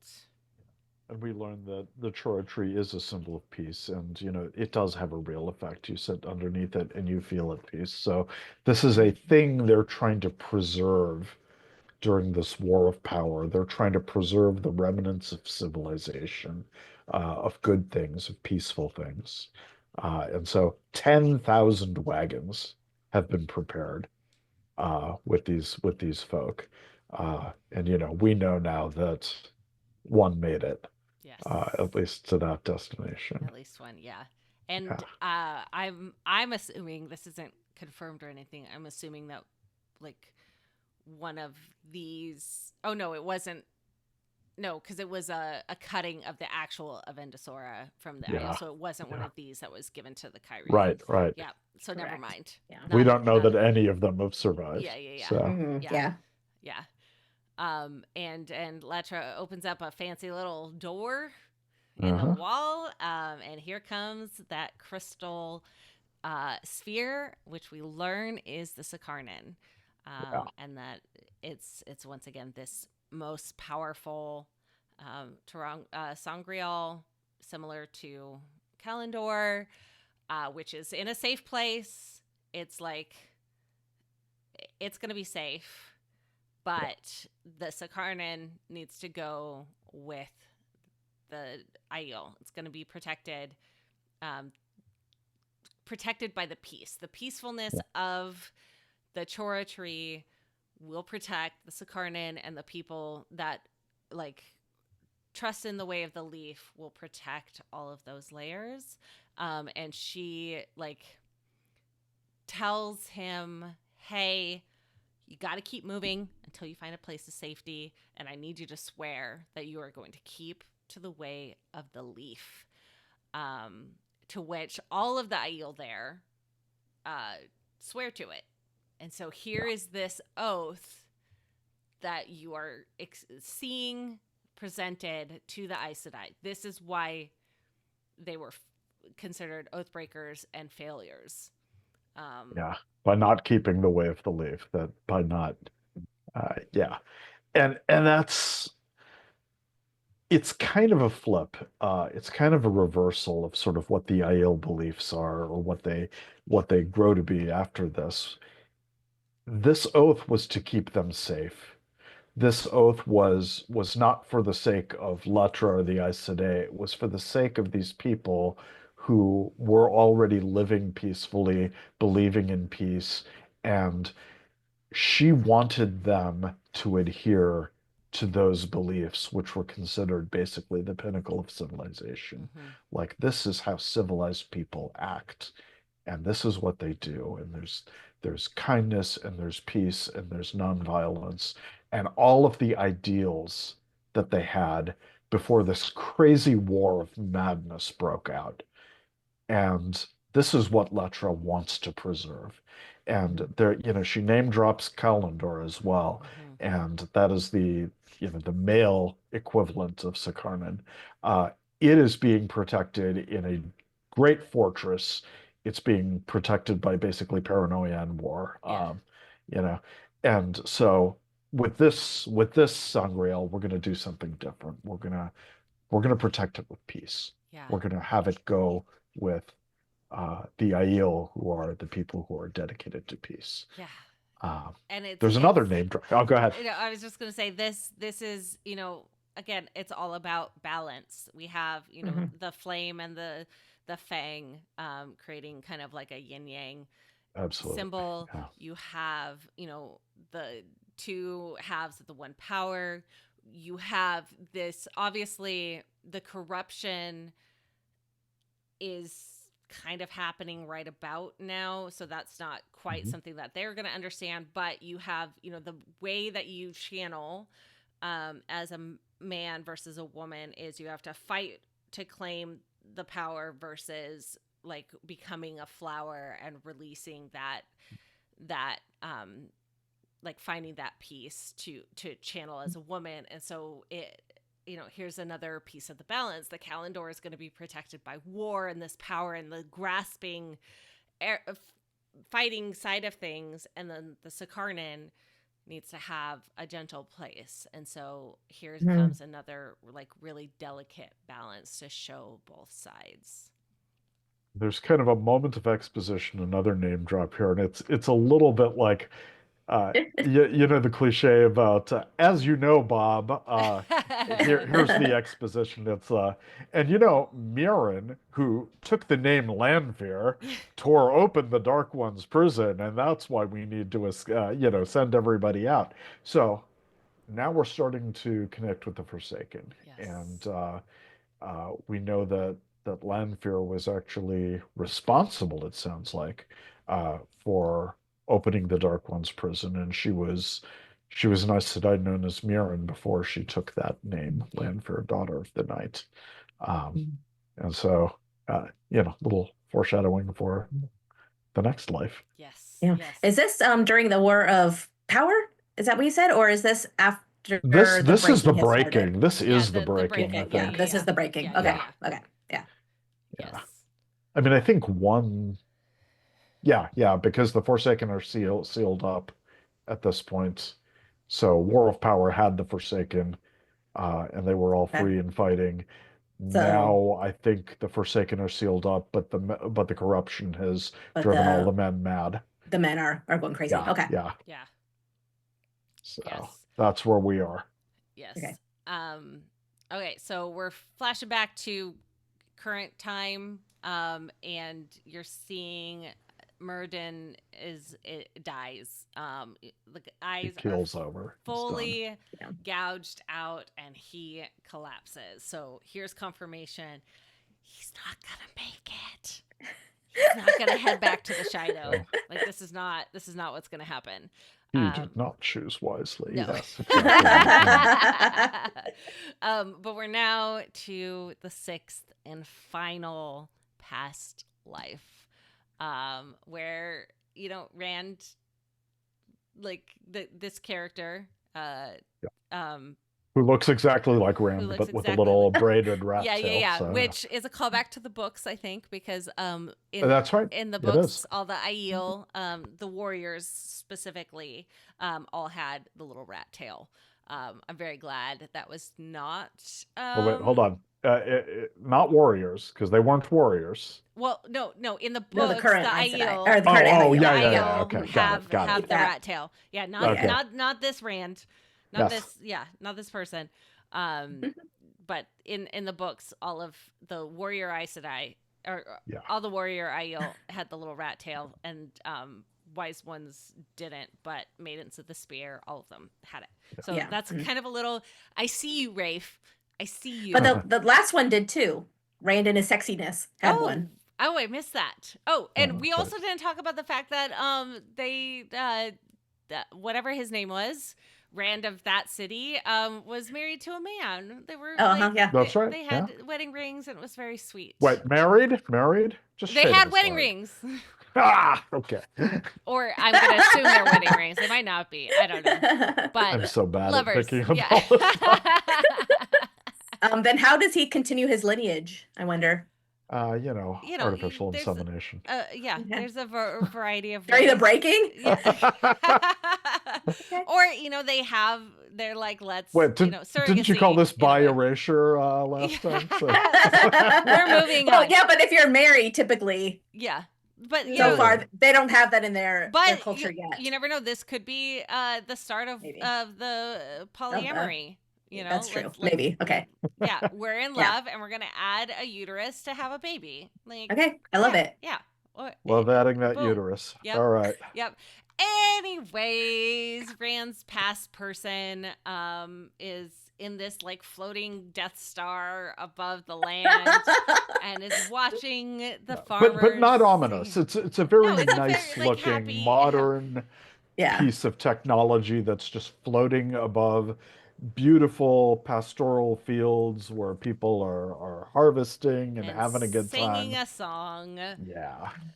Which we'd heard alluded to, singing the songs of harvest. Yes. Yes. And Moiraine ZADDY shows up. And it is Lanfear. Everyone Lanfear. Well, it's not Lanfear yet. It's Moiraine ZADDY. Not Lanfear yet, but it's who we as viewers recognize as Lanfear. Natasha O'Keefe is playing Moiraine, who becomes Lanfear. It's the same but as of right now, it's Moiraine. Doesn't have the dark makeup, around the eyes. You could tell. Yeah. She's still a good girl. She hasn't gone bad. Yes. She's wearing white. That's how you can tell. No eyeliner. Yeah. Yes. And tells him, hey, you should go go see your family and enjoy the festivities. It's harvest time. Let's sing. And because tomorrow everything is going to be different. She found something in the pattern that's going to be able to extract a new power. This is something that can be used by men and women alike, and by anyone, even those that can't channel. She calls it the true power. So, right now, the one power, which is divided into two halves, Saidin and Saidar, male and female, it works differently. They work together. Well, she's found something. She's a researcher. That's what this sphere is. It's a research kind of building, I guess you'd call it. It's called the Sharom. And she's going to do an experiment. She's going to try to tap that power source. And, she's optimistic. This is going to change everything. Everybody's going to have access to something. They're going to be able to have their own power in a way that, it'll equalize everything. You're not going to have to use the labor, physical labor, to bring in the harvest. Yeah.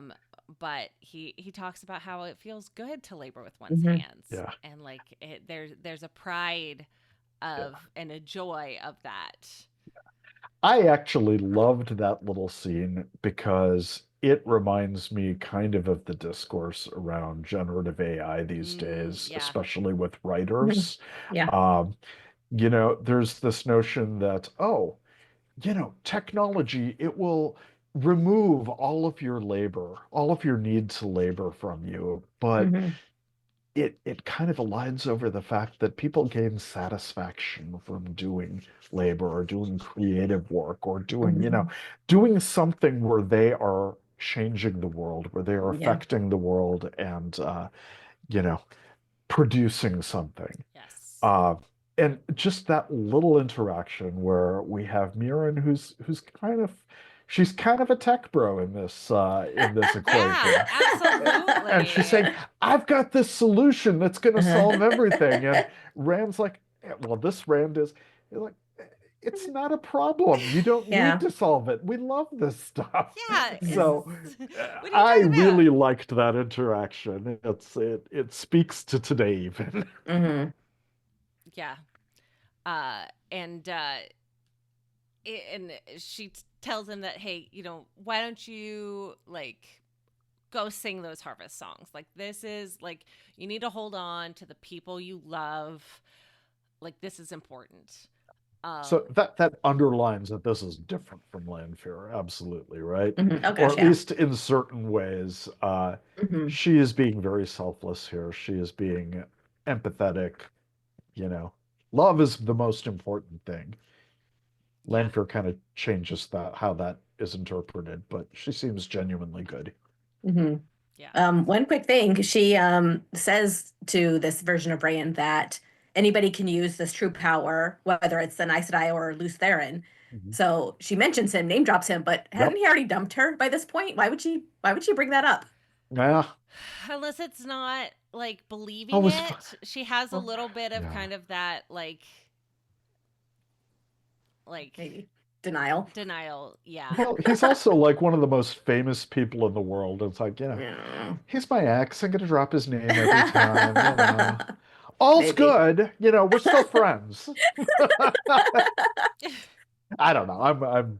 I'm writing some narratives here that don't exist in the text. Yeah. Well, then you see he goes down into the fields and smiling, and they're singing, and then the Death Star explodes. I mean, not the Shoram, the big ball, floating ball of science. And it sounds I know. I love that. That's fantastic. It's the greatest name ever. Amazing. So it tears this hole in the sky. It makes it almost feels kind of like the Truman Show, like the sky is falling through. Like, yes, exactly. Yeah, and the sound, the audio, it feels very futuristic. It's very sci-fi. Like the energy on this whole thing is just perfection. Yeah. Yeah. And so we know that this is where the breaking happens. This is where the Dark One was freed. This is where this is sort of the War of Power. Yeah, this is the original sin that that destroyed paradise. Yes. Yeah, and it sucks, but that's the end. That's the end of it. And then it flashes, and here's Rand, and he is dragging himself, but collapses. He's made it through. He's deep in the dirt, arms splayed, and the golden dragons on both arms appear. He is officially now the Karakarn. Look at these, Aviendha. Suck it, Avi. What you saying now? Oh, yeah. So that is the end of the Rand side of this. Shall we head over to Moiraine, who somehow knows how to open... Well, first off, somehow knows that there's a hollow, knows how to open it, and find the Sakarnin? Yeah, so she's clearly sensing something. I mean, she's kind of looking around, and you know, I'm gonna get the sense that there's some kind of resonance with Saidar that she feels. Yeah, because she's already said the fog is like the one power, so I'm sure she's embraced the source or doing something. Yeah, and you know that you might have just solved that riddle actually, Maureen, because you know, maybe the Sakarnin is what is maintaining all of these flows. That's possible, and she's just like following it. Yeah, and that would make sense. Like, wait, so how did? Okay, question. So clearly, this is the episode where we question all of the plot holes. I love it. Yes, and the weird things, but it's fine. It's fine. So, did Laura? Is that? Oh gosh, is that her name? The Aes Sedai? Latra. Yeah. Latra. So we know that Latra created the Golden Columns, and before, so at the beginning of that scene, she's pulling the Sakarnin from the Aviendha. She's pulling it out of that hollow. So was she powerful enough to create the magic fog around the city just by herself without the Oh, probably, yeah. I mean, the Sangreal? fog was there by the time the clan chiefs went No, in. Is we that saw true? it. Yeah, No, Or we no? saw it. Okay. They were, it went it, up like, and came out. up. You Oh, could right. see. Okay, yeah. So it was. It was. Yeah. It was created, and Created it was by created this. by the power. And so Yeah. Or another Terangrial that's there or something. maybe Yeah. I don't know, but that's really interesting. That it was like she was powerful enough to keep this magic fog that's lasting for centuries, Mhm. but needs the Sakarnan to create the Mhm. columns, which Yeah. I guess that makes sense. But like, Yeah. So okay, so we're gonna assume that it's the power is kind of calling her there. So she pulls it out, and she now has the Sakarnan in her possession. Mhm. Slips it into a fancy pocket because Mhm. it's Women have pockets in their fantasy. outfits. Yeah, it's Stand up. fantasy. Women have pockets. Uh-huh.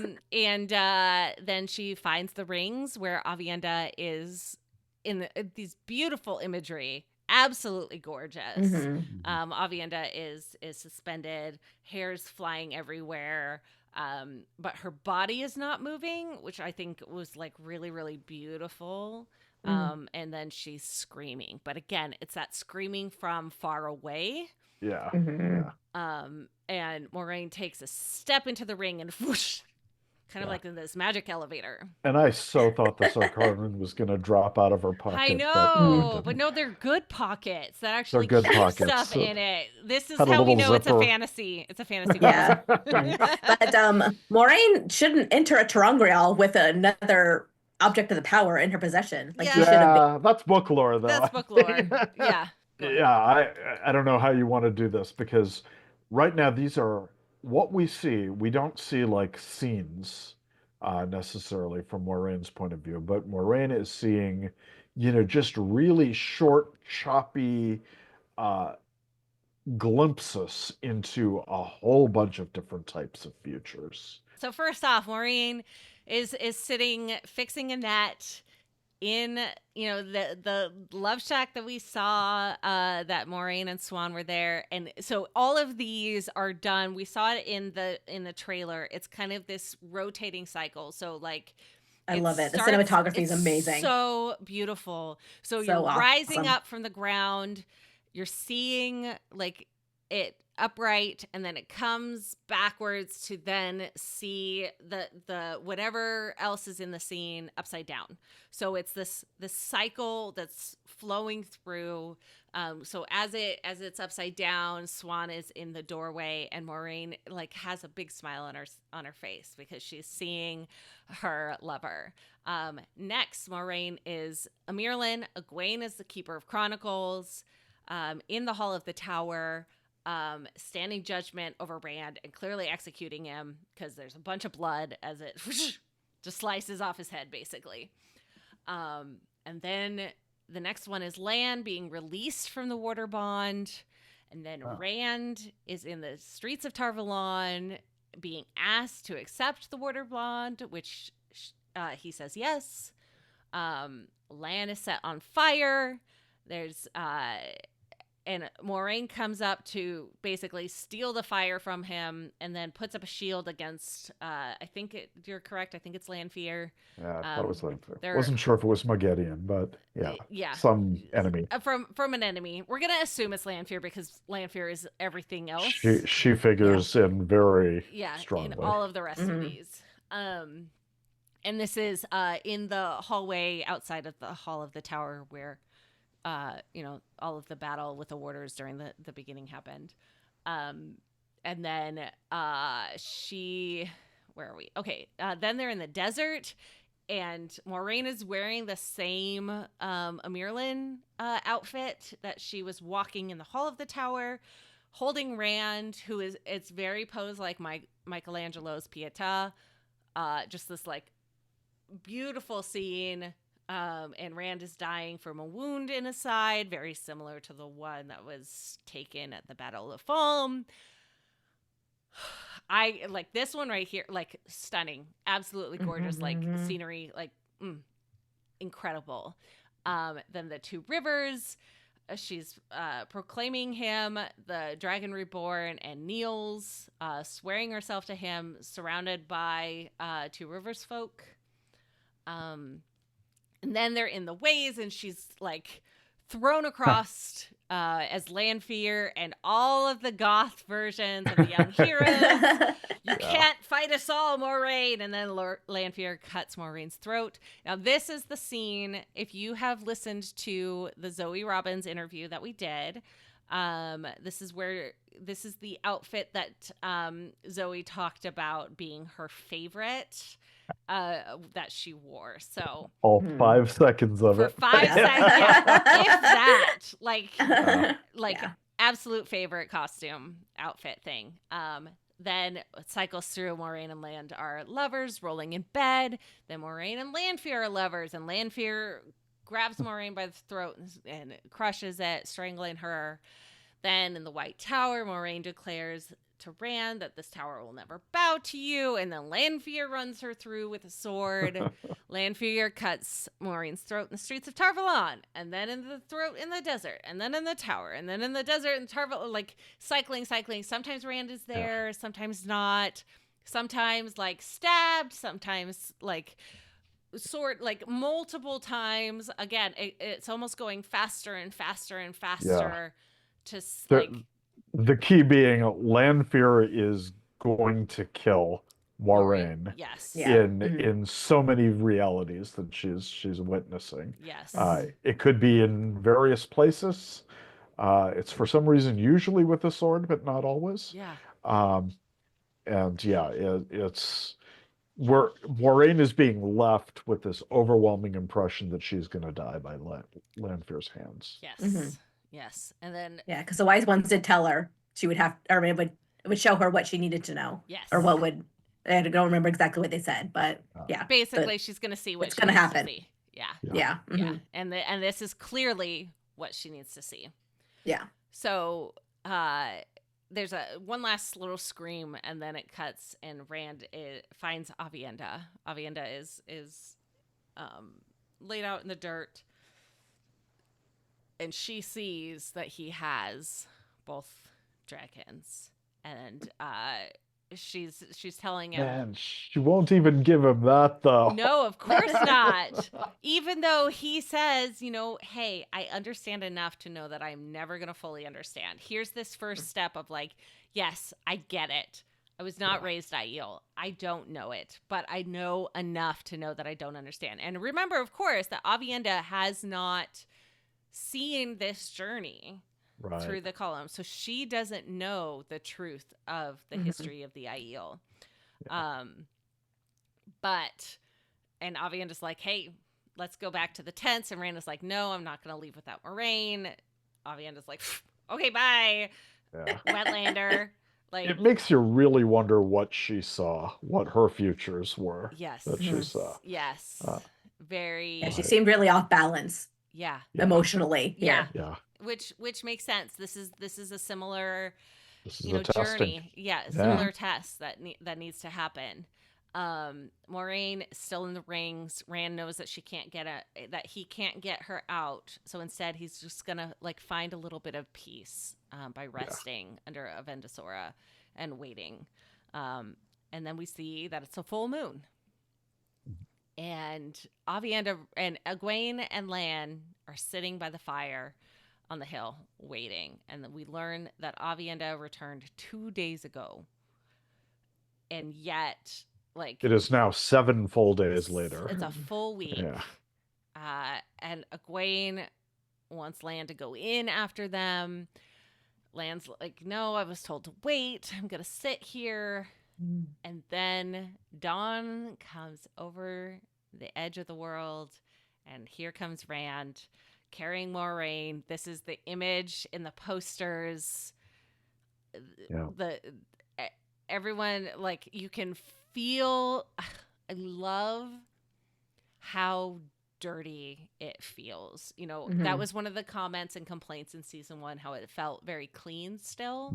Yeah. And so here we're seeing, all of this pain. So clearly, so like their faces are dry and chapped. Their so lips, thirsty. Like, Yeah. so so if Aviendha returned 2 days before and it's been 7 days later, like we're looking at like 5 days at least sitting there. So however long it took Moiraine, and then to get back, it takes time. So it took, I don't know what the timeline is, but clearly they've been traveling for a very long time. And Lan grabs Moiraine to take him back, and Egwene takes, control of Rand as they're both exhausted, and we have the soft music playing and bringing us into the credits. And that is episode 4. When Rand hands over Moiraine, like the way she lets go of Rand is so tender. Like it's a tender kind of, oh, you're letting me go. And then she goes and hugs like Lan, but like just leaving the comfort of Rand's arms, I think, was something special. Yeah.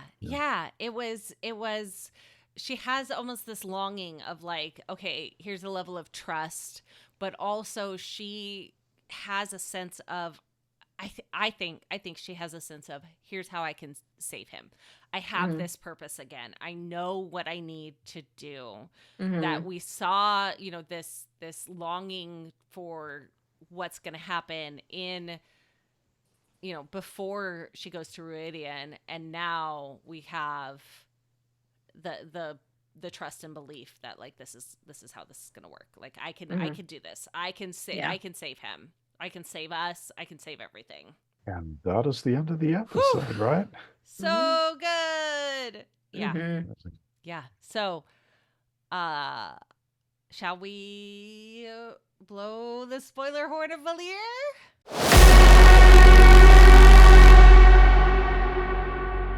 Let's go down your list. All right. Yeah. All right. So Sounds we've great. got the Flame and Void. We know in the books, like this is, and of course, it's difficult for this to be told in the show because you're not in the right, like, in the headspace. But over the time as Rand learns to channel, he's using the Flame and the Void. And then he becomes afraid of it because the power is always there and he can't use it. So I don't know if this is some sort of like foreshadowing of how he's going to kind of like start losing control or like gaining the control and then I like this as a mode to add complexity to his channeling, something that we haven't really seen yet. Because like you said, last episode 2, I don't know, at some point in the past, you were talking about, he was able to just grab the power. Episode 1, duh. Yeah, and he was having trouble letting go. Grabbing it was no problem. Yeah, and so I wonder if this might be, as a way to kind of add these layers. Yeah, to me, it almost felt like just like an Easter egg, like a nod. To the people who sort of know and are hoping for that little detail, but it's not necessary really, because I don't think they've set up that channeling is something that needs a lot of skill to be able to initiate. Like it was hard in the books to grab Saidin, and then even harder to do anything with it. And same with Saidar, and we see that with Nynaeve's block at least. Yeah. But anybody who can channel, who isn't blocked, usually can grab it and start getting the flows going, and what they do with it is not really limited. We don't get a sense that there is a big learning curve associated with using. In the tower, Alana does walk them through the opening, or you're a flower bud and you got to open up. And the filtering the water thing is another. And then I think exercise, Moiraine mentioned it in episode, like the first season, when walking through Egwene through her little whatever. And, but I think she was using the ocean for that one, the water of the ocean. Yeah, which lined up kind of with the women's circle test. Yes, the women's circles test. So like it's all kind of linked. So they have talked about it extensively for women, how you have to relax or calm the waters or just go with the flow. Yes. So I I think they could use that as a way for men, especially if we are going to see some of the Black Tower start coming. Yep. Yeah. Yep. I think in the books where we had the difference, at least for Rand, is that, there were so many times where he wanted to see his Saidin because he needed to do something and he just couldn't. Like it just evaded his grasp. So we're not having that arc there. We're just kind of moving past it. Well, yeah, I mean, I don't know if that'll suddenly become an issue for him. Maybe. But yeah, we'll see. Yeah. It feels like they don't need that anymore. Yeah, it's one of the things that like makes it too complex again. Yeah. Like, and it doesn't need to be that complex. Yeah, you don't definitely. you don't have space for that. Yep. Exactly. All right. Next up, the Gaishan. We're dropping the hints that work for the future, possibly with the Shaido. We're adding a layer to the Shaido. Potential, like adding, because we know the Shaido have no honor based on Rhuarc, but we haven't, like, this is a way to kind of add layers to the traditions and what is done in order to better, like, make this work, I think. And I think that's it's an easy way for the exposition. Yeah. Exactly. Yeah. This is where, there's so much in the flashbacks and the visions of the glass columns that, I thought what they chose to present was good, but like one little detail was that essentially the way Aiel look at things is that they were servants of the Aes Sedai. And I don't think we got a sense of that status other than them obeying, but they were explicitly servants of the Aes Sedai, and they were sworn to the Way of the Leaf, so they didn't touch a weapon, they weren't doing anything like that. But what had happened then by becoming warriors and becoming separated and all of that, they basically were permanent Gaishan. Yes. Yeah. In a certain way of looking things, and they betrayed that. And according to the customs, that's like unthinkable. That is despised Dastang level betrayal that you that carries so little honor. And that's kind of the weight of their original sin. Not only did they break their oath, but they were sworn to serve and they betrayed that service. So, there's even another layer on top of that. And I think, that, where the Shaido go, the Shaido don't have a clan chief who's been to Rhuidean. And in the books, what's happened is they go ahead and take permanent Gaishin. In other words, they enslave people. And they don't realize that that is just a complete perversion of their traditions. Yes. Well, I think they realize it, but they don't see. Yeah, maybe they didn't care. They don't see. Yeah. They, because the clan chief, because the leader, Savannah clearly is in charge of everything. And she's never been to Rhuidean. No, she hasn't done anything. She has no clue because she's not a wise one. But she's presenting herself as, gaudy. And I love her so much. She is perfect. So beautiful. The most beautiful woman I've ever seen in my life, I think. Stunning. The only thing that would be better would be more boobs. So I'm hoping in the future. Savannah was a very booby person in the books. But for sure. to be fair, there is much less breast overload than it's more of the gay male gaze than the male gaze. Yes, which I appreciate. I approve. That's been nice, definitely. But another thing with the Gaishan is that if this is going the direction we think it is, where Rand's going to break the Aiel, we know he reveals to them that they were servants and followed the Way of the Leaf. It's going to be an easy way for us to see those that can't handle it become permanent Gaishan by choice, or the brotherless, So it's like those two options. Yeah. So again, we're laying this foundation in play.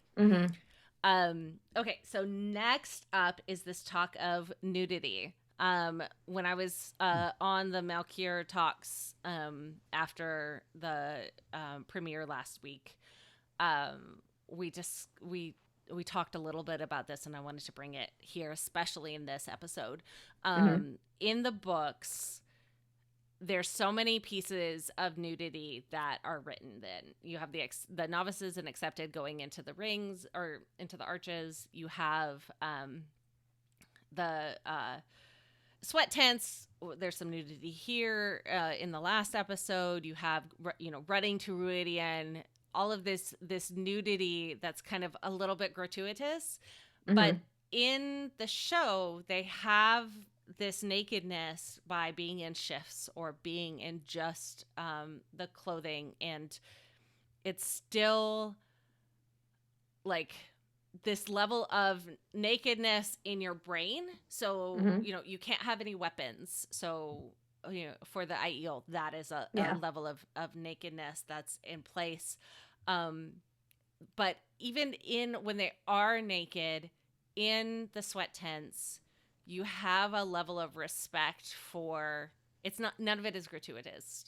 Right. Yeah. It's not sexual. Yeah. It's not sexual. Exactly. And that feels so real, and you really feel it here, I think, because in the books too, Moiraine was stripped down and had to run naked. The clan chiefs don't, which I think is kind of weird, but that also kind of follows the Robert Jordan mindset of like only women can be naked type of a vibe. Yeah. So it kind of tracks. And so I really appreciate kind of how they use this here, that it's not, because again, if this had been a different show, it would have been easily enough because it's written in the books. Like, we're following the books. Here's nakedness. Woo! Like it would have been an easy enough thing to be like, oh, well, this is how we're going to do it. And the fact that they didn't, I think, is even more powerful. And I think that's really, really beautiful. So good job, Rafe. Yeah, definitely. Melindra was naked in the last episode. Was that the only nudity we saw? That was the only, boobs. Barely, they all, they all were naked. Right, but you saw. The only but had boobs. some covering. Yes, yeah. The only boobage, actual nipples that we saw. Right. Yeah. Okay. Yeah, because I think because we didn't see any. And she insisted on that in her contract. No, right. I'm kidding. You can't even pretend to say things like that. But I think that's an added level of like, oh, we're gonna turn this to the male gaze just a little bit. Yeah, like, no, that one was sexual. Yes, she was trying to tempt him. Yes, she was trying to seduce. Yeah. And it's so obvious when there's not gratuitous nudity everywhere else for no reason, that when it is there and it's for a purpose, like it feels good. It feels good. Okay, so now we're gonna talk. Now I want to talk about like the Moiraine, like seeing all of her visions, and the fact that like Moiraine versus Lanfear, and like this battle we're gonna see, like like being able to see what Moiraine is seeing, and like we said, everything, Lanfear is gonna kill Moiraine.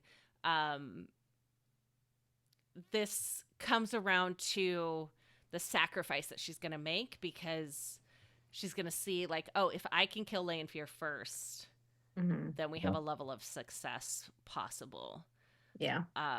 Which I think is what's going to give the permission to, but we don't see any of those. Yeah. And we get from the previews as well, there's this quotation that's in all of the ads and promotional materials that's like, if Rand dies, or basically Rand or I have to die, we can't both live.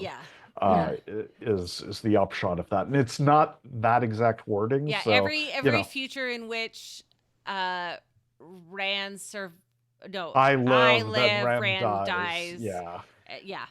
And so like this is a point that's being made here. And so we're seeing this what we know is probably going to happen for our brains as book readers. Like, we see this level of, like, again, foundational layering to see what's going to happen possibly in the future. Yeah, the way they phrase that though is very similar to Moradin, where neither can live while the other survives. Yeah, that is interesting. Yeah, because they can't separate. Yeah, so that'll be really interesting to see kind of what might happen there. I don't know.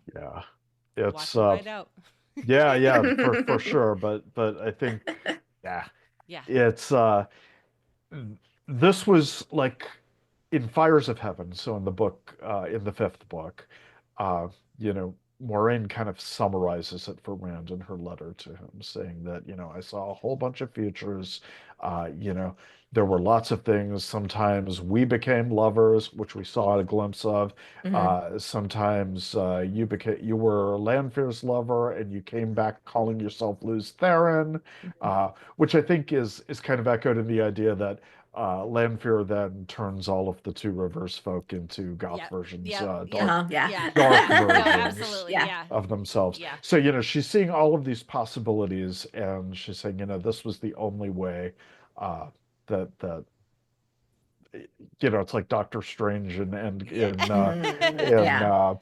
Infinity War, saying, I've seen however many thousands of timelines, and this is the only one that works. Yeah. Mhm. So she is threading a needle. Yeah. She's saying, okay, I have seen all of the ways we can fail. And, I don't know if what remains is what will succeed, but I know what not to do. Yeah. Yeah. Yeah. And it's So- possible that she did see what it takes to succeed and we just Yeah. didn't see it. That's true. Yeah. Right. So Mhm. either way, yeah, it's intense. It's laying down that foundation for what the future will bring. Yeah. So the Kyrie discussion of Lamb and Sin and all of that, and the fact that we know that the reason that the Aiel gave the Chora the cutting of Endosora to then lay the groundwork for this is because Kyrians protected the Aiel. Yeah. They gave water and water and shelter to the shelter. wandering Aiel, and we've seen now that the Aiel, even in the show, when they were the traveling people, they were refugees. Yeah. They were traveling refugees, assailed on all sides, and the people who became the Kirianen were some of the few, if not the only, who actually helped them. Yeah. And so this was a debt that they were repaying. Yes. Yeah. And it came through and I like that Moiraine mentions that they don't know, why it was given to Yeah. them. But it lined up perfectly to then King Lamon to, cut it down and decide he wants his magic throne to start the thing. So again, we're getting these little hints of book knowledge that we which I don't understand how people can watch the same show and be so angry and think that the writers don't read the books. Yeah. Yeah. This was almost exactly Yeah. the flashbacks were Well, and it's all informed by it, but I don't want to take much that's posted in anger online at face value. Yes. You have to, if you sit down and have a discussion over the evidence, you're not going to have the same sort that's of commentary. People are just venting online, so and that's take fine. it all with a grain of That's salt. fine. It's fine. So lastly is the ter'angreal and a ter'angreal. So we didn't see, so in the books, when Egwene goes through at the accepted test, she has the dream ring with her. Right. This goes into the nudity thing. Yeah, and this goes into the nudity because you have to take it off, and so she leaves it in her bag, and that's causes the rings to cause these traumatic moments because there's two ter'angreals together, but they don't really that are know used for the same that are purpose used- yeah, as a resonance kind that of the interferes. dreamy blah Yeah. blah blah blah. It makes it difficult. So I'm assuming that this is either it's because it's a sangreal and a ter'angreal, which is fine because you're looking at if the 3-knuckle ring, the gold brass knuckles that the Age of Legends Aes Sedai wear is just a sangreal type thing, you would assume that they could go through these types of or have gone through maybe Mhm. some sort of similar sort of learning lesson thing, maybe, possibly. Yeah. I don't know. Yeah.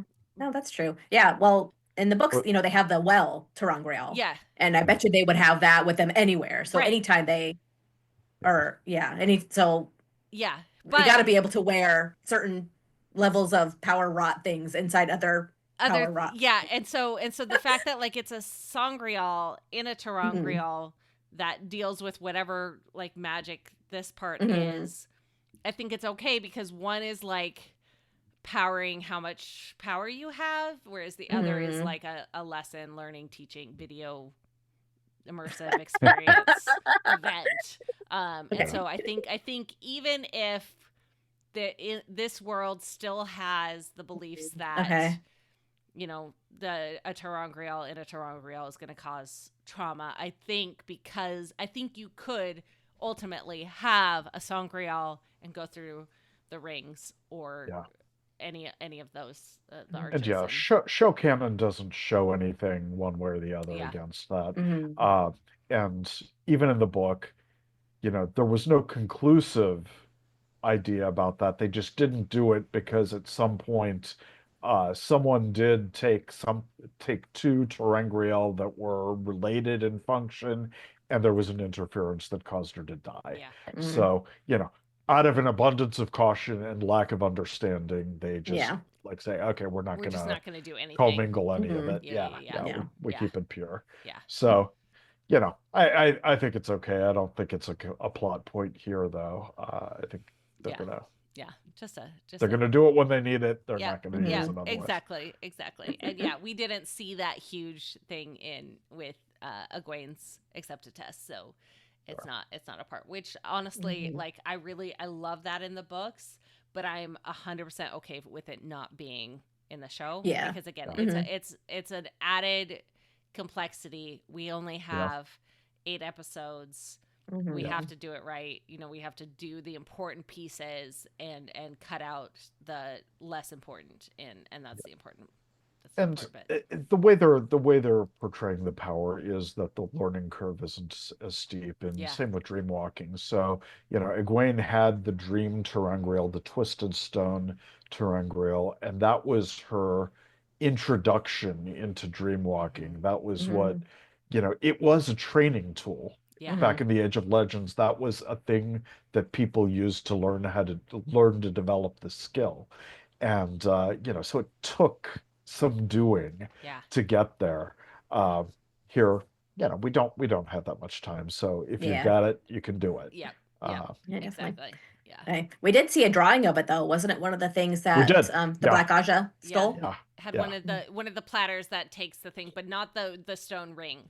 Oh, it No, wasn't. It looked like it. I saw a did you? stone ring as well. Yeah. Okay. I thought so Yeah, too. I haven't There's a like sketch. gone through. So cool. Awesome. Yeah, I Yay. froze frame almost. Yeah. Right. And since we're talking books here, that's the whole thing in book 3 is that the Black Aja were coordinating and are coordinating via Teleran using these tools. Yeah. And so now that Egwene is a natural, now that she's found allies who know how to do this, they can meet them on this plane, and which the Black Aja can only use using these tools, using this technology. Yep. All right. Anything else? Let's see. I think so. I feel, maybe just a general comment. So this sequence of flashbacks, I've read and reread it so many times, and I keep finding new things because, we're in the books, we're in book 4, we're in the middle of book 4, and we have 3 other books chock full of little details. Like, Robert Jordan is just, he's talking about architecture, he's talking about clothing, he's talking about little traditions and stuff like that. And there are threads you can join. Like if you had one of those conspiracy boards, which is, by the way, always what I think of Maria's office. Maria, part of Team Jordan, who helped, kind of keep track of all of the characters and all of the everything. And, she talks a lot about like how Robert Jordan would be like, oh, what about this? And she'd have to go and research. And so, yeah, that's kind of exactly what I picture like Maria's office. Yeah. And, it's the theme of the Wheel of Time that, there are these legends become myths and, et cetera, et cetera. So the past finds its way into older and older manifestations until it comes back again. And he drops these all over the place. He drops these little details that, oh, that's an interesting practice. Wonder where that came from. Turns out it has its origins 1,000 years ago, or Yes. 2,000 or Yeah. 3,000 years Right. ago. And I loved that. I ate that stuff up. Yes. And it was great to see that there was a lot of that preserved in this episode. Yeah. I agree. They got rid of the Nim, the Green Man, and all that, Yep. but there's still a harvest. There's still a song. Yes. There's still Yes. all of those practices. And especially the culture of the Aiel. That was the most important part. And that's probably like a foundational part of lore in this whole series. And I was impressed by how much they carried it over. Yeah. Yeah. I agree. Perfect. So that's all I have. Okay. Excellent. You can find links to follow us online in the show notes or on Dragonmount.com. On our website, we have tons of great content about the Wheel of Time. Blog posts, chapter and episode summaries, news, as well as links to our YouTube channel that has tons of great videos there. You will definitely find things to entertain you. Also, make sure to check out our Patreon. Not only do you get to support the community of creators here at Dragonmount, but we have some other goodies there for you too. I have been Kathy Campbell. I have been Rajiv Moté. And I'm Maureen Carr. This is not the ending, but it is an ending. Thanks for listening, and we hope you have an absolutely incredible day. Bye.